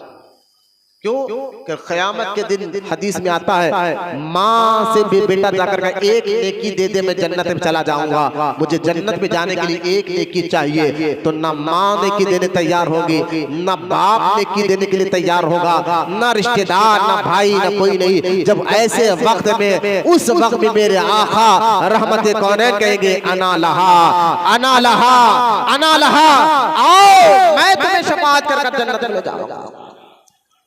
लिहाजा माँ से ज्यादा मोहब्बत। अब गौर करें, लिहाजा और अकल से पूछे, चलिए तबीयतन तो बात समझ गए, अकल से पूछे कि तू किससे मोहब्बत करना चाहती है, तो अकल एक लिस्ट बनाएगी आपके जहन में। अकल जो है एक लिस्ट आपके जहन में तैयार करेगी, क्योंकि मैंने अकल के बारे में कहा कुरान में उसका जिक्र है। अकल जिनको अल्लाह अकल सलीम अता फरमाता, दुआ करते रहे अल्लाह में अकल सलीम अता फरमाए, उसको सही समझ आती है। यूं समझिए अकल क्या है, जिस्म को रूह चलाती है, जिस्म को रूह चलाती है। रूह नहीं है तो जिस्म मुर्दा। तो जिस्म को रूह चलाती है और रूह को अकल चलाती है। अकल जो है, बंदा जो सोच समझ कर फैसला लेता है तो अकल उसको, उसकी जितनी मजबूत अकल होगी उसको उतनी इज्जत मिलेगी, उतने फैसले सही करेगा, वो उसने मामला दुरुस्त करेगा। अब देखे इसी अकल से अगर हम सवाल करें, ऐ अकल को लिस्ट बना, फैसला कर कि हम मोहब्बत करें तो किससे करें, तो अकल कहेगी कि देख जिससे तू मोहब्बत करना चाहता है वो हसीन और जमील हो, तू जिससे मोहब्बत करना चाहता है वो इल्म वाला हो, जिससे तू मोहब्बत करना चाहता है वो अखलाक वाला हो, जिससे तू मोहब्बत करना चाहता है वो इज्जतदार हो, जिससे तू मोहब्बत करना चाहता है। अब अकल ने एक एक क्वालिटी आपके जहन में रखते लिस्ट बना दी है। अब इस अकल को कहो ये सारे खूबियां, बल्कि इससे भी आले अगर खूबियां किसी जात में नजर आएगी, उस जात का नाम मोहम्मद रसूलुल्लाह सल्लल्लाहु अलैहि वसल्लम। ये दावा नहीं है, ये कुरान पाक की आयत है जिसमें अल्लाह ताला कुरान में फरमाता है इन्नका अला खुलुक़िन अज़ीम। हबीब तेरे कुल की अज़म, तेरे अखलाक तो कुल के अज़ीम है। जिनके अखलाक अदाओं की अल्लाह कसम को याद करवाता है। सोचिए तो अखली तौर पर भी, तबीयत तौर पर भी हुजूर सल्लल्लाहु ताला अलैहि व आलिहि व सहाबिहि व मोहब्बत। अरे हुजूर की मोहब्बत की बात आ जाए, इंसान तो इंसान जो है बैठ के, देखो देखो नजर उधर रखो, गेट के पास भी रखो नजर, बोलो समझाओ लोग, बैठ के बताओ उनके गाड़ी पे। लिहाजा आप समझो फरमाए, वो बाहर जो बैठे थे फूल की दुकान वाले लोगों को बोले, हमारे आका रहमत कौनैन सल्लल्लाहु ताला अलैहि वसल्लम जो है जब मक्का से मदीना मुनव्वरा हिजरत कर गए, वहां पर जुमे की नमाज का हुक्म हुआ। कहां पर? मदीना मुनव्वरा में जुमा पढ़ाने का हुक्म हुआ। मस्जिद कुबा में सरकार ने जुमा पढ़ाई। तो जब मस्जिद कुबा में यूं समझिए जुम्मा पढ़ाने का हुक्म हुआ, तो वहां एक दरख्त था, खजूर का दरख्त, झाड़ शाख से सूखा हुआ खजूर का दरख्त था। तो सरकार अलैहिस्सलाम जुम्मे का खुतबा उस सूखे हुए दरख्त से और वो तने से टेका लेकर सरकार खुतबा दिया करते थे। देखिए आप, अब जब खुतबा दिया करते थे तो एक सहाबिया ने देखा कि हुजूर एक सूखे हुए दरख्त पर टेका लेकर खुतबा दे रहे हैं। उस सहाबिया का बेटा बड़ाई का काम, यानी लकड़ी का काम करता था। उस सहाबिया ने अपने बेटे को कहा हुजूर के लिए एक लकड़ी का मेंबर बना दिया जाए। हुजूर सल्लल्लाहु ताला अलैहि वसल्लम के लिए अगले जुम्मे से पहले एक लकड़ी का मेंबर तैयार किया गया और सरकार की बारगाह में पेश किया गया। हुजूर आप खुतबा देते उस लकड़ी के तने को देखकर टेका लेकर, अब आज के बाद खुतबा इस मेंबर पर खड़ा कर दीजिए। अल्लाह के रसूल अलैहिस्सलाम ने उस मेंबर को पसंद फरमाया और फरमाया ठीक है, अब खुतबा देने के लिए जो है ना मेंबर पर मेरे और आपके नबी जलवा फरमा हुए। जैसा ही सरकार अलैहिस्सलाम मेंबर पर खड़े हुए, अचानक रोने की बिलबिला के रोने की आवाज आना शुरू हो गई। और सुनिए, बिलबिला के रोने की आवाज आना, सहाबा हैरान है, हम सब बैठे रो कौन रहा है। और सहाबा कहते हैं ऐसी आवाज थी, उसकी आवाज में ऐसी तड़प थी कि कोई मुर्गे बिस्मिल की तरह, जैसा बिस्मिल्लाह करके मुर्गे को अल्लाह की राह में कुर्बान को तड़पता है ना, ऐसा तड़प तड़प कर रो रहा है। सहाबा कहते हैं खुदा की कसम रोने की आवाज हमने अपने कानों से सुनी, लेकिन रोने वाला नजर नहीं आ रहा था। हमने जब चारों तरफ देखा, लेकिन मेरे आका गैब का नबी सल्लल्लाहु अलैहि वसल्लम उस लकड़ी के मेंबर से उतरे और फरमाया साहबा डरो नहीं, अब मैं बताता हूँ रो कौन रहा है। उसी सूखे झाड़ के तने के करीब गए और उसको तसल्ली दी, कहा ये रो रहा है। देखिए अब हम हुजूर से मोहब्बत की बात आए तो कम से कम इनसे तो सीखे, जो तना सूखे झाड़ का, खजूर के सूखे झाड़ का तना रो रहा है, मेरे आका उसके तना को तसल्ली दी और तसल्ली देकर फरमाया रोता क्यों है, उससे बात की। मेरे आका मेरे आका का हुस्न जमाल ही ऐसा है, अखलाक ही ऐसे है, इंसान तो इंसान, हैवानात भी हुजूर से मोहब्बत। लिहाजा मेरे आका ने तसल्ली दी। सहाबा कहते अचानक रोने की आवाज बंद हो गई। फिर सहाबा कहते हुजूर ने फरमाया मैंने इससे कहा कि मैं तुझे हरा भरा कर दूं, तू तो सूख गया, मैं अल्लाह से कहकर हरा भरा कर दूं, या तू चाहता है कि मैं तुझे जन्नत में लगा दूं? बोलो ना सुभान अल्लाह। जरा इस हदीस पर गौर करें, अल्लाह के और हमारे नबी का इख्तियार देखे। वो हमारे आप की तरह काम ऐसा नहीं। सरकार कहते हैं मैंने इस झाड़ से पूछा तू चाहता क्या है, तुझे फिर से हरा भरा कर दूं या जन्नत में लगा दूं? तो इस झाड़ ने कहा या रसूल अल्लाह हरा भरा रहकर करना क्या, चंद दिन के फिर सूख जाओगा, आप मुझे जन्नत में लगा दे, जन्नत में लगा दे। मेरे आका ने फरमाया अलैहिस्सलाम खोद कर उसको वही गाड़ दिया। गाड़ तो जा रहा हूं लेकिन मैंने इसको जन्नत में लगा दिया है।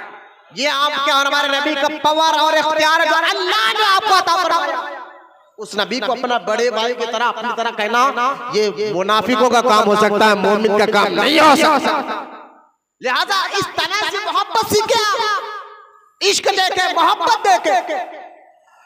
सरकार अलैहिस्सलाम मदीना मुनव्वरा में जब अहद के पहाड़ पर गए तो सरकार उस पहाड़ को देखकर एक ने कई बार कहा ये पहाड़ मुझसे मोहब्बत करता है, मैं इससे मोहब्बत करता हूं। मेरे नबी का हुस्न और जमाल ऐसा कि पत्थर भी जो बेरूह है वो भी मोहब्बत करता है हमारे नबी से, वो भी प्यार करता है हमारे आका से। यहाँ तक के रिवायत में आता है कि एक सहाबी हुजूर की बारगाह में आए, कहा या रसूल अल्लाह मेरा ऊंट पागल की तरह हो गया है, करीब जाना हो तो काटने और मारने आ रहा है। मेरे आका ने फरमाया चल मुझे साथ लेकर चल। साथ गए और कहा हुजूर इस बाग के अंदर है। सरकार ने फरमाया इस बाग का दरवाजा खोल। साहबा ने कहा हुजूर अगर खोलेंगे तो ये ऊंट पागल हो गया है, कहीं आपको काट ना ले, कहीं आपको नुकसान ना पहुंचाए। अल्लाह के रसूल अलैहिस्सलाम ने फरमाया बिलाल तक दरवाजा खोलो, मैं अल्लाह का रसूल हूँ, ये सारी कायनात का जर्रा जर्रा मुझे जानता भी है, पहचानता भी है, मुझसे मोहब्बत भी करता। दरवाजा खोला, ऊंट दौड़ते हुए मेरे आका के कदमों पे आकर सरक दिया। सरकार ने अपना मुबारक दस्ते पाक को फेरा, उसका पागलपन खत्म हो गया। तो मैं बताना ये चाह रहा हूँ पहाड़ हुजूर से मोहब्बत करे, झाड़ हुजूर से मोहब्बत करे, जानवर हुजूर से मोहब्बत करे। हम तो हुजूर के गुलाम, और ये इबादत की जान है, इबादत की रूह का नाम मोहब्बत रसूल सल्लल्लाहु अलैहि वसल्लम। देखिए हुजूर से मोहब्बत सहाबा कैसा करते थे, औलिया कैसा करते थे। सहाबा इकराम जब 1400 सहाबा को लेकर मेरे और आपके नबी मदीना मुनव्वरा से उम्रा करने के लिए मक्कातुल मुकर्रमा पहुंचे, और मक्के के मुशरिकीन, क्योंकि अभी मक्का फतह नहीं हुआ था, मक्के के मुशरिकीन ने उनको आने से रोका और उर्वा बिन मसूद को भेजा कि जाओ अल्लाह के रसूल सल्लल्लाहु अलैहि वसल्लम से बात कर आओ। उर्वा बिन मसूद मक्के वालों की तरफ से सफीर बनकर, मक्के वालों की तरफ से सफीर बनकर उस मैदान में आए जिस मैदान में आपके और हमारे नबी जलवा फरमा थे 1400 गुलामों के साथ। अच्छा उर्वा बिन मसूद जानते हैं, ये नाम याद रखिए आप समझते हैं सफीर किसको कहते हैं? सफीर आज भी हर मुल्क का एक सफीर होता है। नहीं बेटा बात नहीं करते मस्जिद में, बात करना है तो बाहर जाकर करके आओ। मस्जिदों का मतलब नहीं सिखा रहे, यही हाल हो गया बच्चों का। उर्वा हदीस है, कोई मजाक नहीं, हदीस सुना रहा हूँ। अदब जरूरी है, टाइम पास के लिए नहीं बैठे, होटल चबूतरों में नहीं बैठे, रोडियो पहलवानों सूदखोरों के साथ नहीं बैठे, अल्लाह के घर में बैठे हुए। अदब मेरी तकरीर करें, अल्लाह के घर का अदब जरूरी है, इज्जत जरूरी है, अदब जरूरी है। गौर फरमाए उर्वा सफीर थे, उर्वा बिन मसूद मक्के वालों के बड़े सफीर। सफीर किसको कहते हैं? हर मुल्क का एक सफीर होता है। जैसे कि पीएम साहब का कहते हैं हमारा ये सेक्रेटरी है, ये जाकर दूसरे मुल्क वालों से बात कर आता है, और उसका जाना मुल्क का पीएम जाने के बराबर होता है कि जाओ जाकर वो बात करके फला मुल्क गया फला। आज भी वजीर रहते, कई वजीर इन कामों में लगे होते हैं कि आप जाकर बात कर आओ। तो सफीर उसको कहते हैं जिस पर, अच्छा सफीर हर एक अरे गरे को नहीं बनाया जाता, ये भी गौर करें। सफीर बनता है मुल्क का, अगर कोई किसी मुल्क का सफीर होता है तो उसकी ड्यूटी जिम्मेदारी भी बहुत बड़ी होती है, और उसकी जिम्मेदारी इतनी बड़ी होती है कि वो हर हरा नहीं बनता, उसका इल्म, उसका तजुर्बा, उसकी अखलाक बहुत आला किस्म के होना पड़ता है, तब वो सफीर बनता है। हर एक को उठाकर वजीर सफीर नहीं बनाया जाता। तो उर्वा बिन मसूद ऐसे थे जो कई मुल्क मुल्कों का दौरा कर चुके थे उस दौर में, हुजूर के दौर में सुपर पावर मुल्क जो है किसरा, कैसर और किसरा, ये सुपर पावर मुल्क थे हुजूर के दौर में। उठने जाने वालों को मत देखे, मेरी तरफ देखे, जाने दीजिए। किसरा जो है, कैसर और किसरा हुजूर के दौर में, यूं समझिए आज के दौर में जैसा सुपर पावर मुल्क अमेरिका दावा कर रहा है, फौज ज्यादा, पैसा ज्यादा, दौलत ज्यादा, हुजूर के दौर मुबारक में ईरान का जो बादशाह था किसरा, उस दौर का सुपर पावर मुल्क का बादशाह, और सुपर पावर मुल्क, उसने महल। तो ये जो उर्वा बिन मसूद है वो कई बार किसरा के पास गए थे बादशाह से मिलने, मुल्क के काम से, मक्के के मुल्क के काम से गए थे, किसरा गए थे। और किसरा में किसरा को देखा था, उसके महलों को देखा था, बादशाह को देखा था, उसके शान बान को देखा था कि वो सोने का कैसा पहनता है, जूते कैसे पहनता है, लिबास कैसे पहनता है, उसके सिपाही कैसे है। यानी बड़ा तजुर्बेकार आदमी था उर्वा बिन मसूद। उसने उस दौर में कई बादशाहों, कई मुल्क के राजाओं को देखा था। उसके तजुर्बे का अंदाजा करें आप। उर्वा बिन मसूद, उसको कहा गया उर्वा बिन मसूद को, आप जाइए जाकर मोहम्मद रसूलुल्लाह से बात करें। अब देखिए जिसका तजुर्बा इतना हो, उर्वा बिन मसूद का ठीक है मैं जाऊंगा, वो भी समझा कि ये नबी है तो अपने आप को बादशाह कह रहा है, चलो जाके मिल बात करेंगे, मैं बादशाहों से तो बात करते रहता हूं। उर्वा बिन गया, बात कर जब वापस आया ना, बात कर टोटल उर्वा बिन मसूद तब्दील हो चुका, बदल चुका, दिल में नरमी, मिजाज में, अखलाक में नरमी, हुजूर को देखा बदल चुका था। और कहने लगा, मक्के वाले कहने लगे, उर्वा तुमने बात की? कहा उर्वा बिन मसूद ने, मैंने बात की है, लेकिन एक मशवरा मेरा सुन लो। वो कह रहा है जिसने ईरान के बादशाह को देखा था, वो कह रहा है बड़ी बड़ी फौजों को देखा था, वो उर्वा बिन मसूद मक्के वालों को कह रहा है मेरे एक बात सुन लो। लोगों ने कहा उर्वा तू तो बड़ा तजुर्बेकार आदमी है, बड़े बड़े राजाओं को, महलों को देखा है, जरूर हम तेरी बात सुनेंगे, तू बोल क्या कहना चाहता है। उर्वा बिन मसूद कहता है इस नबी से लड़ना मत, झगड़ना मत, लिहाजा ये जो कह रहे हैं इनकी बात मान लो। मक्के वाले ने कहा उर्वा तूने ऐसा क्या देख लिया, तूने तो राजाओं को देखा तब ये बात रही थी, बड़े बड़े महलों वालों को देखा तब ये बात रही थी, ऐसा क्या देख लिया। एक मक्के में जाकर, मैदान में जाकर उर्वा बिन मसूद कहता है कि मैं जब मक्के बात करने गया था, मैंने जो अदब, जो एहतराम उस नबी के साथियों का देखा, जो मोहब्बत देखा, जो अदब देखा, जो एहतराम देखा, ना किसी राजा का अदब देखा, ना किसी बादशाह का अदब देखा, ना किसी किसरा का अदब देखा, जो अदब मोहम्मद रसूलुल्लाह के गुलाम सहाबा उनका किया करते हैं। मोहब्बत हो तो फिर अदब आ जाता है, मोहब्बत हो तो फिर इज्जत आ जाती है। तो लोगों ने कहा तुमने ऐसा क्या देखा। तो उर्वा बिन मसूद कहते हैं मैं जब गया था ना, तो उनके नबी जब वुजू कर रहे थे, सुभान अल्लाह, वुजू के कर रहे थे, तो जब वो वुजू कर रहे थे, पानी जब जैसा मेरे आका कुल्ली कर रहे हैं, नाक में पानी चला रहे हैं, चेहरा मुबारक हो रहे हैं, तो वो उनके गुलामों को मैंने देखा, वो पानी जैसा जैसा, चाहे वो कुल्ली का पानी हो, चाहे नाक में चढ़ा पानी हो, या चेहरे का साफ पानी हो, उनके गुलामों को मैंने देखा वो हाथ नीचे यूं लिए खड़े हैं और पानी का एक कतरा तक जमीन पर गिरने नहीं दे रहे हैं, जैसा जिसके हाथ में पानी लगता फौरन अपने चेहरे पर, सीने पे मल रहे हैं। मोहब्बत अदब लाती, मोहब्बत इज्जत लाती है, फौरन अपने चेहरों पर मर रहे हैं, अपने सीने पर मर रहे हैं। और जिस मैंने तो यहाँ तक उर्वा बिन मसूद, मैंने तो यहाँ तक मैदान में देखा वो पानी हासिल करने के लिए ऐसा एक दूसरे पर वो गिर रहे थे, मैं तो ये समझ रहा कि ये पानी के लिए एक दूसरे को मार लेंगे, ये समझाने के लिए इतना अदब क्या, और जो है इतना अदब वो कर रहे हैं। और जो है जिस सहाबी को पानी नहीं मिलता, तो जिसको मिलता उसके हाथ ये हाथ मस करते और चेहरे पे लगा ले। तो अब उर्वा बिन मसूद कहते हैं जो नबी के गुलाम अपने नबी के वुजू करा हुआ पानी को जमीन पर गिरने ना दे, तो वो उनको खून पर जमीन पे गिरने कैसे दे सकते हैं। ये मिसालें हमारे लिए मुसलमानों, ऐसी मोहब्बत करने का हुक्म अल्लाह दे रहा है। मोहब्बत जब मजबूत हो जाती है तो अमल जो है आसान हो जाता है। आज नमाज में सुस्ती खत्म, मस्जिद में बैठने का जो मामला है आसानी से। मोहब्बत हो, आज देखे मोहब्बत हर काम आसान कर देती है। मोहब्बत किसी की हो, कोई आपको कहे यार पैसा होते यहाँ, पैसे से मोहब्बत है, एक काम कर घर पे आ, 4 घंटे बैठेंगे चेहरा तक नहीं उतरेगा, पैसे से मोहब्बत है ना। तो लिहाजा मोहब्बत हर चीज को आसान कर देती है। आज मस्जिदों से मोहब्बत खत्म, हुजूर से मोहब्बत जहाँ खत्म हुई, इबादत में हर चीज में सुस्ती और काहली आ गई है। मोहब्बत को ज्यादा बढ़ाओ, मजबूत करो। ये सारी इबादत की रूह का नाम मोहब्बत है, और मोहब्बत रसूल ये लाजिम है, जरूरी है हर मुसलमान मर्द भी और औरत। आप देखें सैयद सादात, बात खत्म कर रहा हूँ, सैयद सादात मौलाए कायनात अलीउल मुर्तजा रज़ी अल्लाह ताला अन्हु से किसी ने पूछा, हुजूर आप बताइए कि सहाबा नबी से मोहब्बत कैसी करते थे? सहाबा नबी से मोहब्बत कैसी करते थे? तो मौला अली कहते मोहब्बत अगर कोई शय होती ऐसा करते थे, फोन की तरह तो मैं बताता, लेकिन मैं उसकी मिसाल देकर समझाता हूँ। मौलाए कायनात ने फरमाया तुम्हें माल से मोहब्बत है?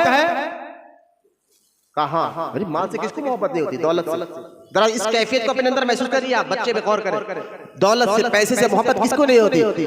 हजरत अली से पूछा गया सहाबा हुजूर से मोहब्बत कैसी करते थे? तो मौला अली कहते हैं कई मिसालें, लेकिन आसान करके समझाता हूँ। मौला अली कहते हैं क्या तुमको माल से मोहब्बत है, दौलत से, पैसे से? हुजूर माल से कैसी मोहब्बत नहीं है? जरूर हमें माल से मोहब्बत है।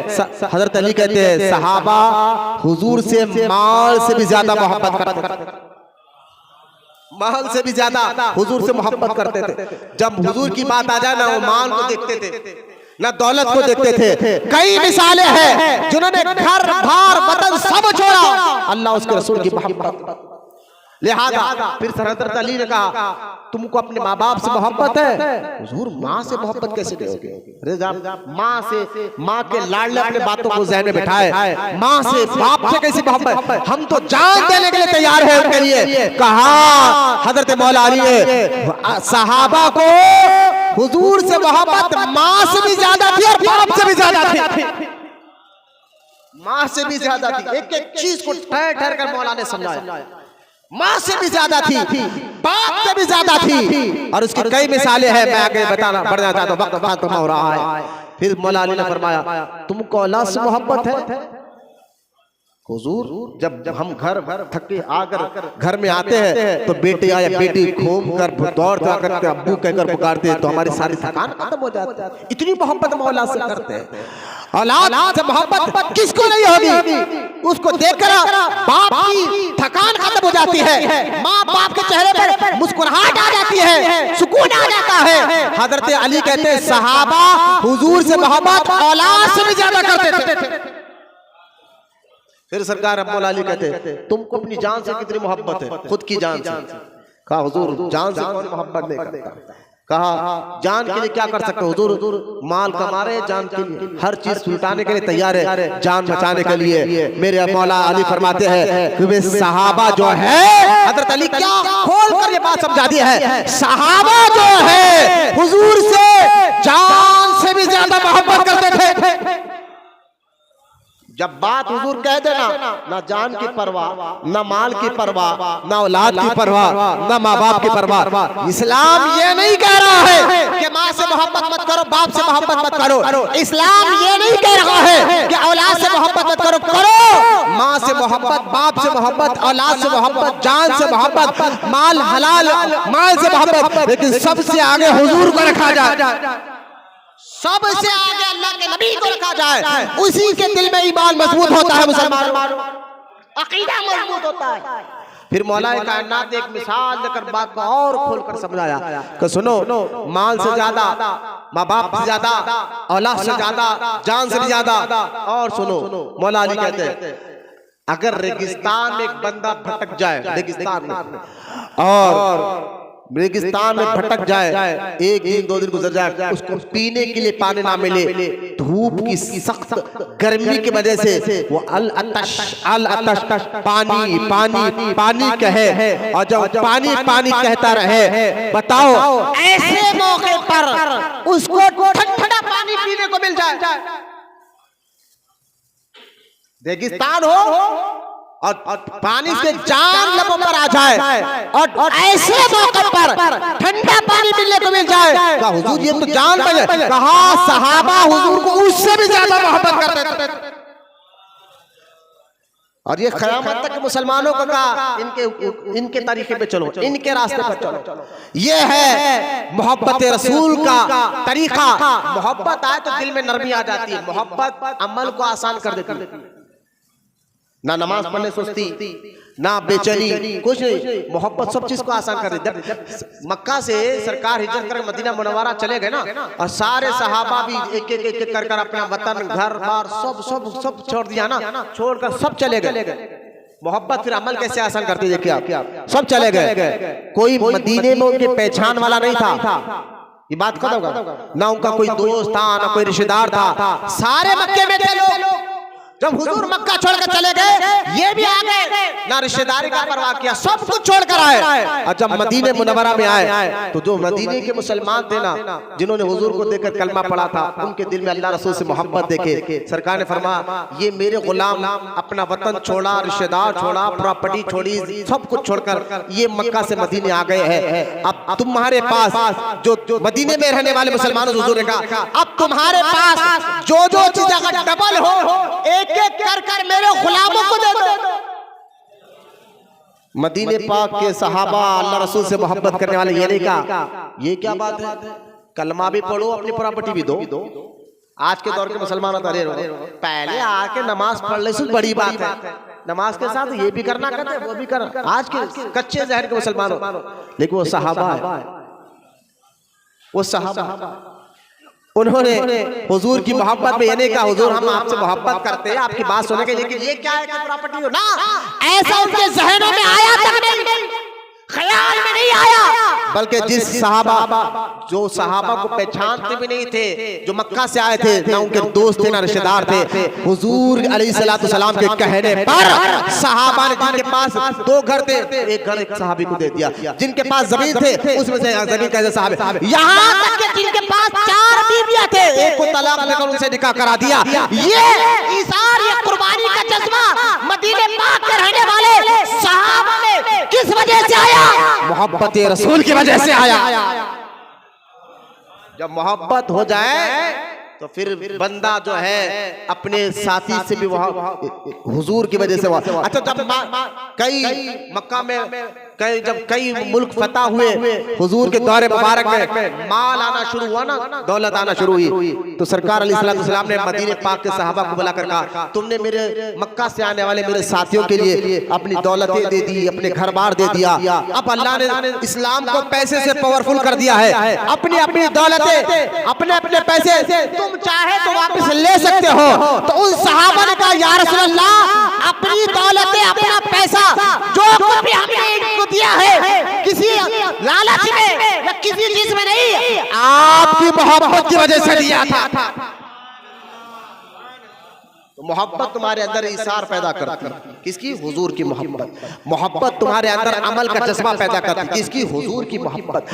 मोहब्बत तुम्हारे अंदर नमाज में मिठास पैदा करती है, किसकी? हुजूर की मोहब्बत। इबादत में जब तक मजा नहीं आएगा जब तक अल्लाह के रसूल अलैहिस्सलाम की मोहब्बत में आप मजबूत ना हो जाए, इसलिए सारी इबादत की रूह का नाम मोहब्बत रसूल है। सहाबा ने तन मन धन सब कुछ उड़ाया तो हुजूर की मोहब्बत में उड़ाया।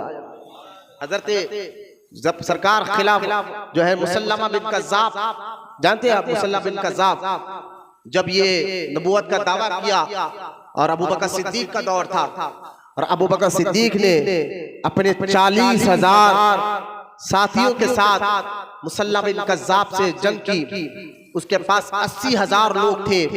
उस जंग में जो है जब ये 40,000 सहाबा ने झूठे नबी का दावा करने वाले से जंग की और उनको मारा, तो 80,000 लोग ये ईमान वालों के सामने दबके भागे, एक किले के जाकर दरवाजा बंद कर लिया और किले के ऊपर चढ़कर तीर बरसाने लगे। सहाबा दूर खड़े हैं, अब सोच रहे हैं कि भाई अगर करीब जाने जाए दरवाजे, एक तो दरवाजा लगा लिया अंदर जाकर, दूसरा करीब जाने तो ऊपर से तीर आ रहे, जान जा रही है, क्या करे?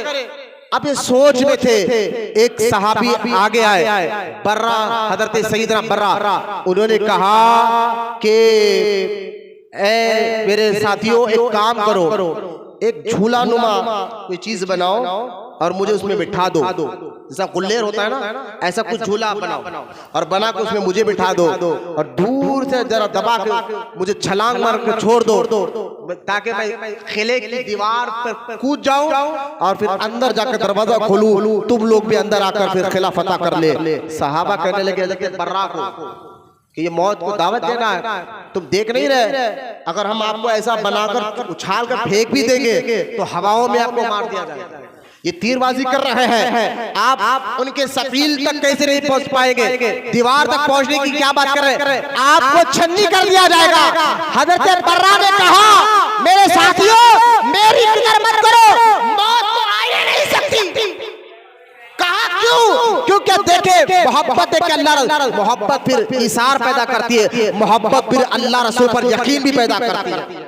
मोहब्बत को तो अल्लाह पर यकीन मजबूत हो जाता है, रसूल पर यकीन मजबूत हो जाता है, आखिरत पर यकीन मजबूत हो जाता है। हजरत बर्रा कहते हैं कि मेरे नबी ने मुझसे कहा था, बर्रा अल्लाह उस वक्त तक तुझे मौत नहीं देगा जब तक मिस्र फतह होता तू देख ले, मिस्र फतह होता है तू देख ना ले, तब तक तुझे मौत नहीं आएगी। हजरत बर्रा कहते अभी मिस्र फतह नहीं हुआ, इसका मतलब मुझे मौत आ ही नहीं सकती है। मोहब्बत यकीन पैदा करती है अल्लाह पर, मोहब्बत यकीन पैदा करती है रसूल पर, मोहब्बत यकीन पैदा करती है आखिरत पर। हजरत बर्रा को फेंका गया, कोई तीर काम नहीं आया, आप अंदर जाकर दरवाजा खोले और उस जालिमों को काफिर किरदार तक पहुंचाया गया। इसलिए कहते हैं सार ईमान की रूह मोहब्बत रसूल है, इबादत की रूह मोहब्बत रसूल है। जहां मोहब्बत के बगैर इबादत की जाए वो फूल तो हो सकता है लेकिन हकीकी फूल नहीं, कागज का फूल, पत्ते का और कपड़े का फूल हो सकता है। और अगर कोई बगैर मोहब्बत रसूल के अल्लाह की इबादत कर रहा है वो इंसान तो हो सकता है लेकिन वो इंसान जो पत्थर नुमा इंसान है जिसके अंदर रूह नहीं है। अगर हकीकी फूल बनना है तो ईमान को मजबूत करना है, मोहब्बत रसूल पैदा करो। कुरान का यही हुक्म है, अहादीस में यही हुक्म है, अल्लाह उसके रसूल का हुक्म यही है, मोहब्बत। इसलिए मैं कहता हूँ नमाज रोजा इबादत तुम्हें अल्लाह तक नहीं पहुंचाएगी, तुम्हें रसूल तक पहुंचाएगी, रसूल तुम्हें अल्लाह तक पहुंचाते हैं।